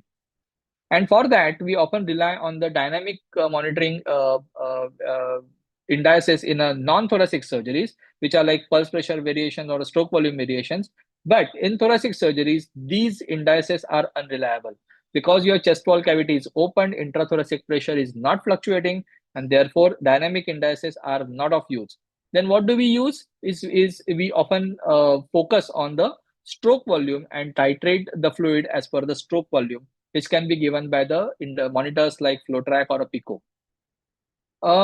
Mechanical hemodynamic instabilities also are not uncommon, and these are basically because of the retraction of the mediastinal structures during these procedures. So this retraction of the cardiac structures often lead to a significant hypotension, often lead to arrhythmias intraoperatively, and which needs to be tackled with a close communication with the surgeons. We at times have to stop the surgery so as to allow the patient to recover their hemodynamics and then proceed with the surgical steps again. Arrhythmias during the surgeries are also not uncommon. Mainly, they are because of the mechanical retractions of the mediastinal structures. But at times, there can be electrolytic imbalances, which can also give rise to arrhythmias. Even a hypercarbia or raised levels of PCO2 can also make the patient susceptible for the arrhythmias. So what are the practical tips to tackle these problems? We often use stroke volume, as I said. We use flow track monitors in these surgeries, and we target the stroke volume and mean arterial pressures to guide our fluid therapy and use of vasopressors. Number 2 is to avoid excessive crystalloid administration. So instead, we replace the blood loss with pack cells, fresh frozen plasmas, SOS platelet transfusions when there is a massive blood loss. We avoid dilutional coagulopathy at any cost, because this if the dilutional coagulopathy sets in, then it is really difficult to control the amount of bleeding as well as the fluid shifts which happen during the surgery. So use your FFPs and platelet transfusions early during the early phase of the blood loss rather than in a very later phase, especially if you are following the massive transfusion protocol, which follows 1:1:1 administration of pack cells, FFP, and platelet. Then it can be beneficial to avoid the dilutional coagulopathy. We also keep a check on the downstream indices, which are basically the urine output, lactate, and if you have a central line in place, then a mixed central venous oxygen saturation. This basically allows you to ensure that the tissue perfusion is adequate. And if these parameters are deranged, then we have to increase the amount of fluids or the use of vasopressors to sort of make sure that the tissues are adequately perfused. Mechanical hemodynamic instabilities, as I said, are not uncommon, and a very close communication with the surgical team is very essential. Arrhythmias during the surgeries do happen, and many a times just by the removal of the mechanical cause, they do revert back. But we do have to keep the drugs like adenosine, beta blockers, amiodarone, or a magnesium sulfate ready for that particular type of arrhythmias. Internal paddles are also required often, and these are basically given with the surgical team. And internal cardioversion or defibrillation may at times be also required. During the high torque phase, the care needs to be taken about the temperature regulation. So we'll have to stop the warming devices well in advance before the high torque phase begins. The target temperature prior to a high torque phase is usually around 35 degrees Celsius. Once the high torque phase begins, the temperature usually rises by 1 degree Celsius in every 2 to 3 minutes. And it can exceed around 38, 39 degrees Celsius as well. So cooling techniques should be employed to prevent the rise of temperature about 38 degrees Celsius. Arrhythmias are also common during the high torque phase, especially if the pericardium is not adequately closed, or the heart is or the myocardium is exposed to this hyperthermic chemotherapy agents. Also, the physiological derangements like electrolytic imbalances which have happened over the phase of period of CRS, or hypercarbia which has happened over a period of time, can also make the patient susceptible to arrhythmias. Maintain adequate BP for the renal perfusion. This is especially essential for the chemotherapy agents like cisplatin, which are nephrotoxic, and therefore maintaining a urine output of around 1 to 2 ml per kg per hour is recommended by the various guidelines, which especially during the high peak, but also during high torque. SIRS, that is a systemic inflammatory response syndrome, often sets in at this particular phase. As I said, the high torque phase follows the CRS, and therefore, many a times the systemic inflammatory response syndrome sets in by the time the high torque phase begins, and it leads to increased permeability of the vascular increased permeability, extravasation of fluids, and relative hypovolemias, which is happening every now and again. So a judicious use of vasopressor, judicious use of colloids, especially the albumin, can be essential in this particular phase. In the post-operative care, we usually continue a post-operative ventilation, especially if the patients are hemodynamically unstable or the SIRS continues. We keep a watch on the lung water by means of auscultations. We can find the crepitations or the extravascular lung water index if you have a PICO monitor in place or a transpulmonary thermodilation in place. You can also see the B lines, and if the number of B lines on the ultrasonography are increasing, that also can indicate the pulmonary edema. You can also keep a watch on serial ABGs, which tell you about the PF ratios. And by these all means, you can keep a watch on the extravascular lung water, which can increase in a post-operative phase. As I said, after a lung resection, if there is any little fluid overload, that can result in pulmonary hypertension and can further complicate to a pulmonary edema. And this pulmonary hypertension not only causes edema, but also leads to back pressures to the right ventricle, which results in right ventricular strain or right ventricular failure, and which can eventually lead to a left ventricular failure. So avoiding pulmonary hypertension is very essential. A bedside 2D echo or a transesophageal echocardiography can also help you to diagnose the failing right side of the heart, and you can sort of institute the measures like fluid or the use of diuretics or use of vasopressors or the inotropic agents accordingly. Acute kidney injury is not uncommon after the HITOX surgeries, and the incidence reported is around 10 to 25%, especially with the drugs like cisplatin or the platin group of drugs, which are especially nephrotoxic.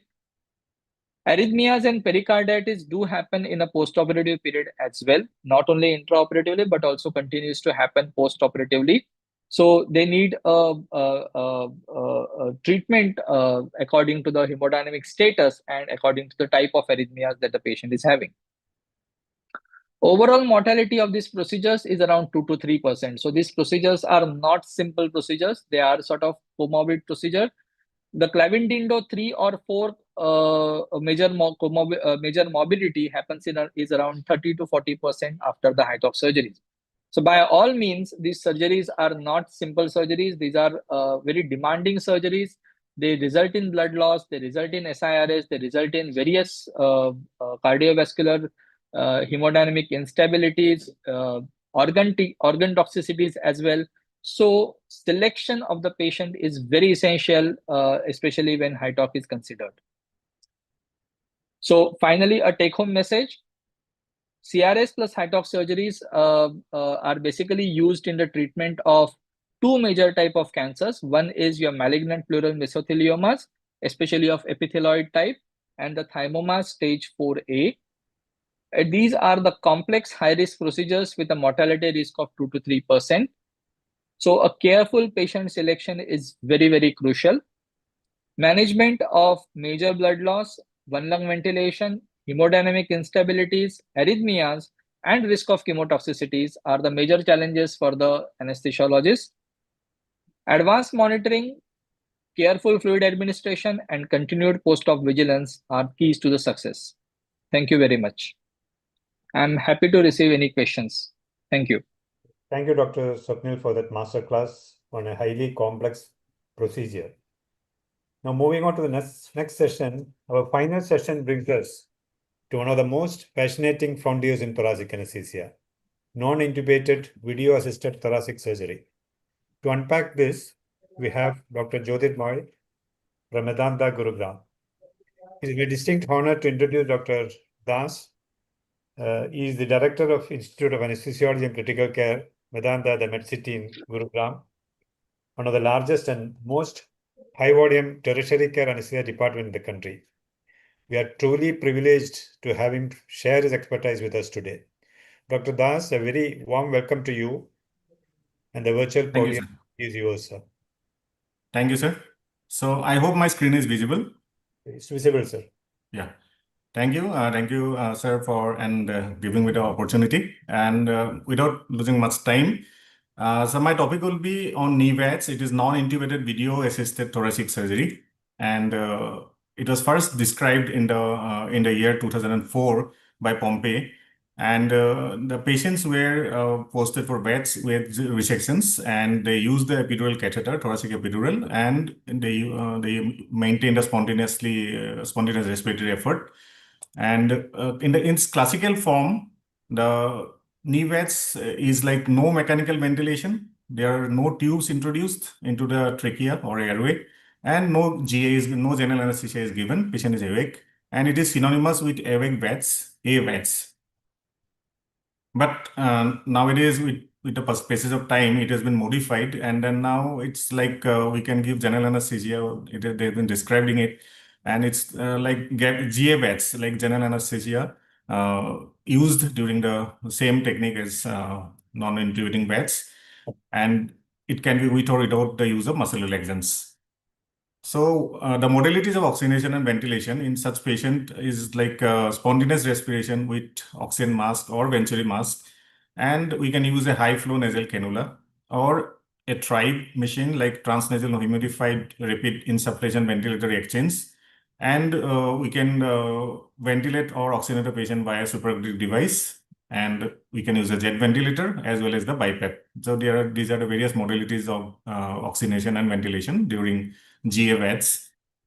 And looking at the trend in the publication, it is the trend, the publication numbers are increasing year by year. And most of the publications are, as you can see here, are from the European countries as well as from China. And these are the procedures that are being performed with NIVATS.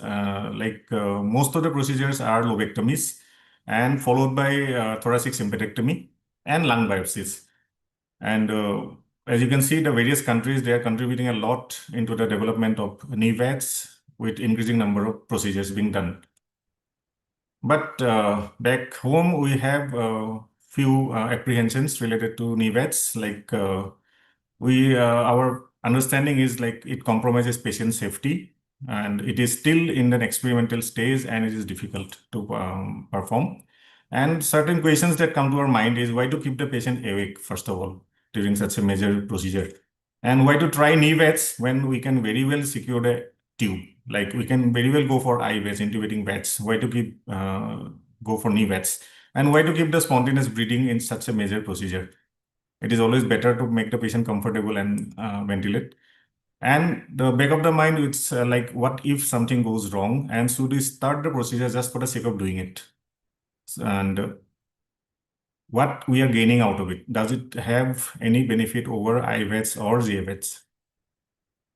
So the reported advantages that have been circulating in the literature are that they are much safer in high-risk patients. And since we are not putting any tube, so there is no airway trauma, and we can avoid the complications of mechanical ventilation.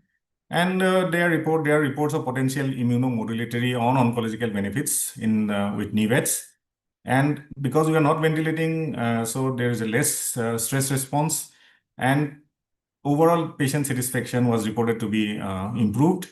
And most importantly, most of the literature says that the shorter hospital stays after NIVATS, and it has some beneficial effect on the environment, on greenhouse effect. Like I said, immunomodulatory and oncological benefits of NIVATS. It maintains the cellular immunity, and like total lymphocyte count is maintained or increased, and the helper T cell or suppressor T cell ratio is also increased, and natural T cell count are shown to be increased after NIVATS as compared to IVATS. And there is a significant decrease in the inflammatory or stress responses after NIVATS as compared to IVATS. And as you can see in this publication, there is significantly higher percentage of non-intubated patients successfully underwent intended adjuvant chemotherapy, because these patients recovered faster, they were discharged faster, so they came back for that new adjuvant chemotherapy much earlier. So their intended chemotherapy protocol was followed, and then there is no, in that term, it is better than the IVATS. because they have the cellular, the NIVETs have less impact on the cellular response in patients. So patients are oncologically much better because their immune status is much better.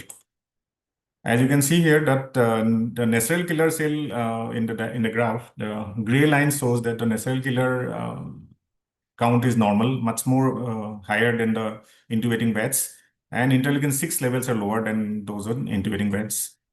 And here also you can see that natural killer cell number is quite maintained in NIVETs.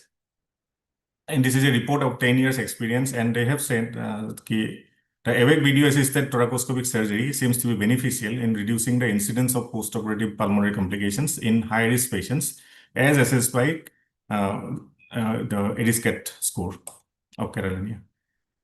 So when we can plan for NIVETs, what are the indications of NIVETs? In pleural surgery, like pleural drainage, pleurodesis, decortication, pleural biopsy, blavectomy or bulectomy or hemothorax evacuation, and parenchymal procedures like wedge resection, segmentectomy, lung biopsy, lobectomy or pneumonectomy even, and mediastinal procedures like thymectomy, pericardiotomy, tracheal or bronchial surgery, and sympathectomies. And on top of that, any patient who is a high risk for GA case, GA is probably a candidate for NIVETs. Mainly, contraindications for NIVETs would be a difficult airway because we are not securing the tube. So we'd like to avoid the difficult airways. So extensive pleural edation or previous pulmonary resection is a contraindication. Severe cardiopulmonary dysfunction or pulmonary hypertension or persistent cough or chronic cough, and neurological conditions like dementia, seizure, stroke, all these conditions might be a contraindication. And morbid obesity more than 30 BMI is generally considered a contraindication for NIVETs, and history of OSA, as well as high intracranial pressure and high risk of regurgitation like hiatus hernia, because we are not securing the airway. So risk of hiatus hernia aspiration in such patient will be high.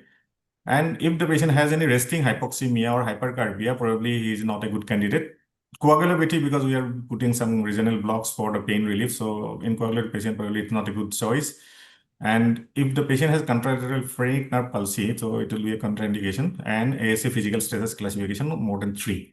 And on general, that contraindication would be patient refusal or uncooperative patient, and the team is not so experienced in thoracic procedures. So looking at the cardiopulmonary physiology in NIVETs, as you can see that during mechanical ventilation, the dependent part of the lung receives the maximum amount of perfusion, but minimum amount of ventilation, because it's the compliant because of the pushing of the diaphragm and the dependent position of the lung. But then in spontaneous respiration, the diaphragmatic excursions are normal. So, so the diaphragm moves a lot. So the dependent, the dorsal part of the lung in a supine or in a dependent position of the lateral position of the dependent lung of the lateral position, then this diaphragm, in these conditions, the diaphragm moves a lot, and the compliance improves, and there is a lot of reduction in VQ mismatch, and we can have a beneficial role in spontaneously breathing patients. On top of that, because of the spontaneous breathing effort, there will be the venous return to the heart will be more, the cardiac output will be better, and the preload is getting good. And there is on top of that, gravity dependent perfusion of the ventilated lung. So we can have a reduced intrapulmonary shunting, and VQ mismatch will be reduced. And on top of that, because we are not using the muscle relaxant, so no risk of inadequate reversal, and patient will be recovered much faster. And especially in myasthenic patients, it is a better option. And practical feasibility of NIVETs. So in a thoracic procedure, what are the components we have? Well, one thing is that patient needs to be sedated, and the patient will need a multimodal plan of analgesia. And patient should be paralyzed or at least immobile. And we need a ventilatory or oxygenation protocol. And then on top of that, we need the lung isolated or collapsed. So are these components can be replicated in a NIVETs? Let's see. So first requirement for a NIVETs program is the experienced team. First of all, the surgeons should be experienced, the anesthesiologists should be experienced, and the paramedical staff should be experienced. And there should be clear communication and collaboration between amongst the specialties. And the training for lateral intubation, like emergency intubation, should be always be there. Yeah. And the second requirement is the right patient. All the patients are not fit for NIVETs. We need the right patient for NIVETs. As we have already discussed, there are certain contraindications. We should look into it and choose the right patient. And preparation of the OR, we need all the difficult airways gadgets in the OT, like lung, not only the lung isolations, but difficult airway things like video laryngoscope, fiber optics, and stillates, airway exchange catheter, and appropriate size the lung isolation devices. And on top of that, whatever is available, if the jet ventilator is available, that should be taken TRIVE or high frequency nasal cannula. And we should connect all the monitors to the patient, arterial line as per the case, and BIS monitoring for the depth. And we should peripheral intravenous IV access is a good IV access, and arterial line as per as the requirement. And for sedation, we can use dexmedetomidine or remifentanil or magnesium or propofol or a combination. So, but the depth should be monitored. For analgesia purpose, we can use a lot many things, like we can use NSAIDs, acetaminophen combination, and then when the opioids, morphine, fentanyl, or remifentanil. Central neuroaxial block, thoracic or paravertebral. Facial plan blocks are coming up like anything like erector spinae, serratus anterior. Vagus nerve block, very important for pain relief as well as for suppression of the cuff reflex, and other incisional blocks like intercostal nerve or infiltration. And we can use a clonidine injection, and single shot spinal or opioid analgesia is an option. Ketamine, dexmedetomidine, and local anesthetic infiltration are various. These are the various choices for analgesia. In NIVETs, as you can see here, thoracoscopic intercostal nerve block is being performed. Both ultrasound guided you can do before a procedure, and during thoracoscopy also they can do. The surgeons can do it. Like in this scoping review, they have analyzed the various modalities of airway management and ventilation. And amongst this, the most commonly used device is a laryngeal mask airway, followed by a venturi mask, and to some extent face mask. And in extemporization coordination, it should be can be done, because whenever the relaxant patient is moving a lot, the surgeons are uncomfortable, you can give some relaxant. Otherwise, we can do it with assisted ventilation. And advantage is by it controls the cuff reflex and assisted ventilation during procedures and situations when the carbon dioxide is building up and patient is desaturating. Key challenges during NIVETs is main important is hypoxemia with or without hypercarbia. In that case, we need to give oxygen supplementation by high frequency nasal cannula or TRIVE or jet, or putting an LMA and then ventilate to some extent. And permissive hypercarbia should be followed, like target PaCO2 of 50 to 70 millimeter of mercury, and pH should be more than 7.25. These are the targets. Anything less than or more than that, we should try to wash out the CO2 by ventilation or something. And then prolonged hypercapnia, it has been shown that without any pre-existing heart disease, these are quite safe. And advantage of permissive hypercarbia is with a higher CO2, there is a induced pulmonary vasodilation, and it improves the VQ matching and reduces hypoxia risk by improving the PF ratio, and control acidosis at the same time reduces the lung injury in a ventilated patient. Transient hypercarbia, less than 80 millimeter of mercury, has been shown to does not increase intracranial pressure in non-neurosurgical patients. The patient might complain of subjective dyspnea, feeling of dyspnea. It's very common, and especially during the creation of the pneumothorax. And then preoperative counseling should be done, and management in that uncomfortable situations would be like supporting the respiration for some time. Lung isolation, NIVETs, if you can use a blocker, then it's okay. And lung collapse can be done by non-dependent lung collapse. Non-dependent lung will be collapsed due to the open hemithorax, but use of capnothorax can be done. And then we can use the retractor, the scope and the suction as a retractor.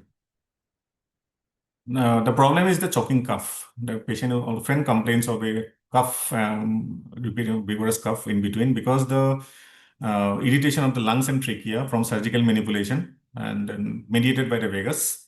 And especially if you have given a regional block, then there is a sympathetic blockade, and predominantly the vagal tone takes the upper hand and increases the bronchial tone and reactivity. Management options would be pre-procedure inhalation of aerosolized lidocaine and vagal and intercostal nerve blocks, local administration of lidocaine spray directly in the lung surface, and we can use a stellate ganglion block. And in addition, we can give IV infusions of dexmedetomidine or remifentanil to calm the patient down. 1 to 2 milligram per kg of lidocaine IV we can try, and inhalation sevoflurane is another option. In refractory cases, in spite of everything, the patient is coughing a lot and the surgeon is finding it very difficult to operate, then we can administer muscle relaxant and ventilate via LMA or tracheal intubation. And vagus nerve block, it's used for suppressing cough reflex and as well as for pain control, like it reduces the visceral pain signals, and subsequently it can reduce the chronic pain and inflammation. And there are mainly two approaches, cervical and thoracoscopic vagus nerve block. In the cervical block, we can, the right vagus is, the cervical block can be done ultrasound guided, but in the thoracoscopic, we can block the right and left vagus separately. For the right vagus block, in the lower part of the trachea, we can block with 1 to 2 ml of local anesthetic solution. And on the right side, and on the left side, we inject the local anesthetic in the aortopulmonary window, because the vagus nerve traverses that area. Why we do it in a lower down? Because it avoids the recurrent laryngeal nerve blockade, so that the hoarseness and discomfort to the patient is less. And a little bit about mediastinal shift or oscillation during inspiration. What happens because of the negative interthoracic pressure? The mediastinum tends to fall down to the dependent side, and during expiration, it again comes up because of the thoracic pressure goes up in the dependent portion. So this shifting of this mediastinal shift causes sometimes can cause hemodynamic instability. And the one problem is paradoxical respiration or Pendeloof. Here, during inspiration, the negative pressure sucks the air in from not only from the trachea, but from the non-dependent lung. But during expiration, what happens? The air goes out to through the trachea as well as to the non-dependent lung. So the non-dependent lung is like coming up and going down, coming up and going down. So it's like a pendulum movement. So it leads to rebreathing and CO2 retention. So we can control the ventilation to some extent if this is creating a lot of problem. And this pendulum, this ventilatory pendulum movement can lead to like postoperative pulmonary complications, and it should be controlled with application of positive pressure ventilation. We can use the high flow nasal cannula or transnasal humidified rapid insufflation ventilatory exchange TRIVE in NAVADS, and advantage is that we can go up to 60 liter per minute with an FiO2 of 1, and it decreases inspiratory efforts, work of breathing and anatomical dead space, and improves lung compliance. And it increases the oxygen reserve and facilitates the elimination of carbon dioxide. As this report says, the non-intubated VATS is safer if TRIVE with flow adjustment is incorporated into a minimally invasive surgical approach. Here you can see the oxygenation and is better maintained with TRIVE, as the CO2 washout is also reasonable. And the common causes of conversion to intubating VATS is mainly surgical indications like ineffective vagal block with persistent cough, patient is bleeding a lot, and unexpected pleural adhesions and excessive diaphragmatic or mediastinal movement. Anesthetic indications will be like hypoxemia, patient is desaturating less than 92% and for a long time, and PaO2 is less than 60. Hypercarbia is more than like PaCO2 more than 80. And patient is tachypneic and excessive tracheal secretions and inadequate analgesia.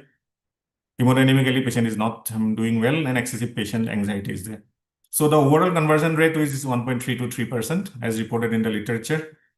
There are certain environmental sustainability of NIVETs, like in this report in BJ. As you can see in the table, the VETs and the low flow sevoflurane anesthesia, the carbon footprint is 8 to 15, but VETs with TY is 5 to 10, but NIVETs it is 3 to 8. At the same time, energy consumption procedure per procedure is like 8 to 12 with NIVETs as compared to 12 to 18 with VETs. So these are because we are not intubating, we are not ventilating, we are basically reducing the consumables. So that is the reason of this environmental sustainability with NIVETs. In our hospital, we are using NIVETs for procedures like VET sympathectomy, thoracoscopic biopsy, talc fluoridesis, and tracheobronchial surgery. And here you can see in VET sympathectomy, we use this supraglottic aortic device with the application of positive pressure ventilation. And we use this tribe machine and this laser, jet ventilator for our in our NIVETs patients. And we have published our reports in sympathectomies in the journal. And in tracheal surgery also, we are using non-intubating. It's not exactly NIVETs, but then needs non-intubating thoracic surgery. So we are using the tracheal stenosis cases, NIVETs. And as coming to the conclusion of my presentation, NIVETs is trending now, and we just need to take the next step. Thank you, and I'd like to take any questions. Thank you, Dr. Jyotirmay, for that masterclass on technique that truly showcases the precision of an anesthesiologist. Now we have reached the end of an incredibly enriching 3-hour masterclass. On behalf of across all 6 presentations, one theme stands out. Modern thoracic anesthesia is becoming increasingly individualized, but the fundamentals of vigilance, preparation, and safety, patient safety, remains unchanged. It has come to a conclusion now. Now, if I look at the chat box, there wasn't any question. One question is, can we use ESP plain block and TCA propofol for NIVETs? That is one question from the chat box. Yes, sir. We can. Yeah. Can I answer? Yeah. Yes. Definitely. Yeah, sir. We can use the ESP plain block as I have already mentioned in my presentation, and TCA propofol definitely yes. Okay, that is the only question I could find from the chat box. Is there any other questions from the audience?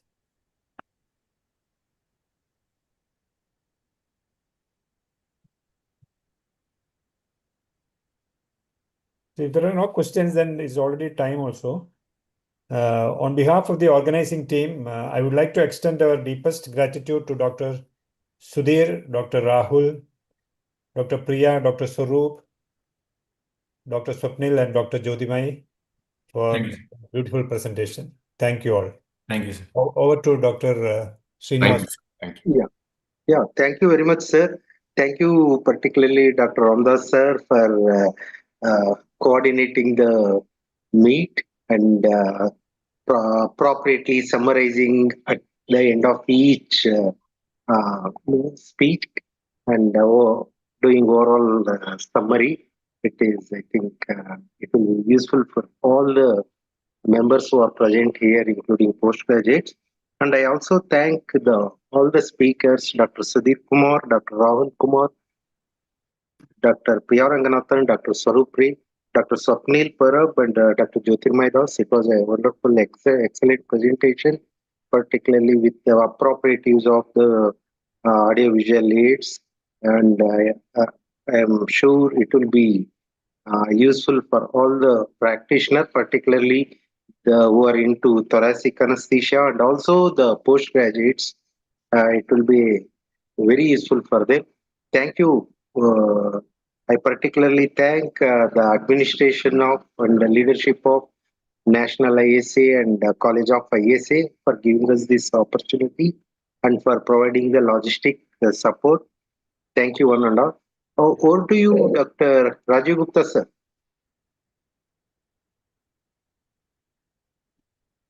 Dr. Raji, sir?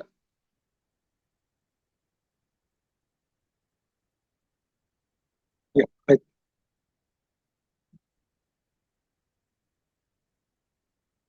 think Rajiv Gupta sir is not able We call it to. today. Okay, yeah, connect. Okay, thank you one and all. It was a nice academic meet. Thank you one and all. Hope to see you again in the future academic events. Thank you very much. Thank you, sir. Thank you. Wonderful session. Wonderful session. Yeah, I- Kumar sir. Yeah. Yes, sir. Dr. Ramdas for conducting such a wonderful session and giving us so much knowledge. Thank you, sir.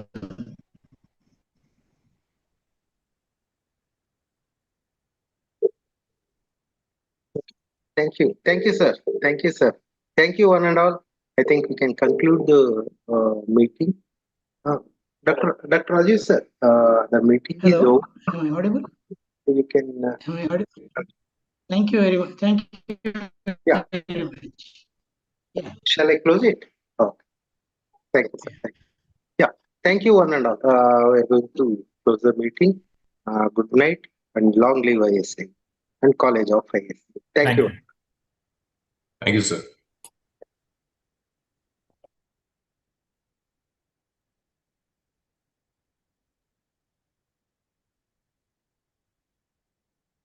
Yeah. Thank you. Thank you.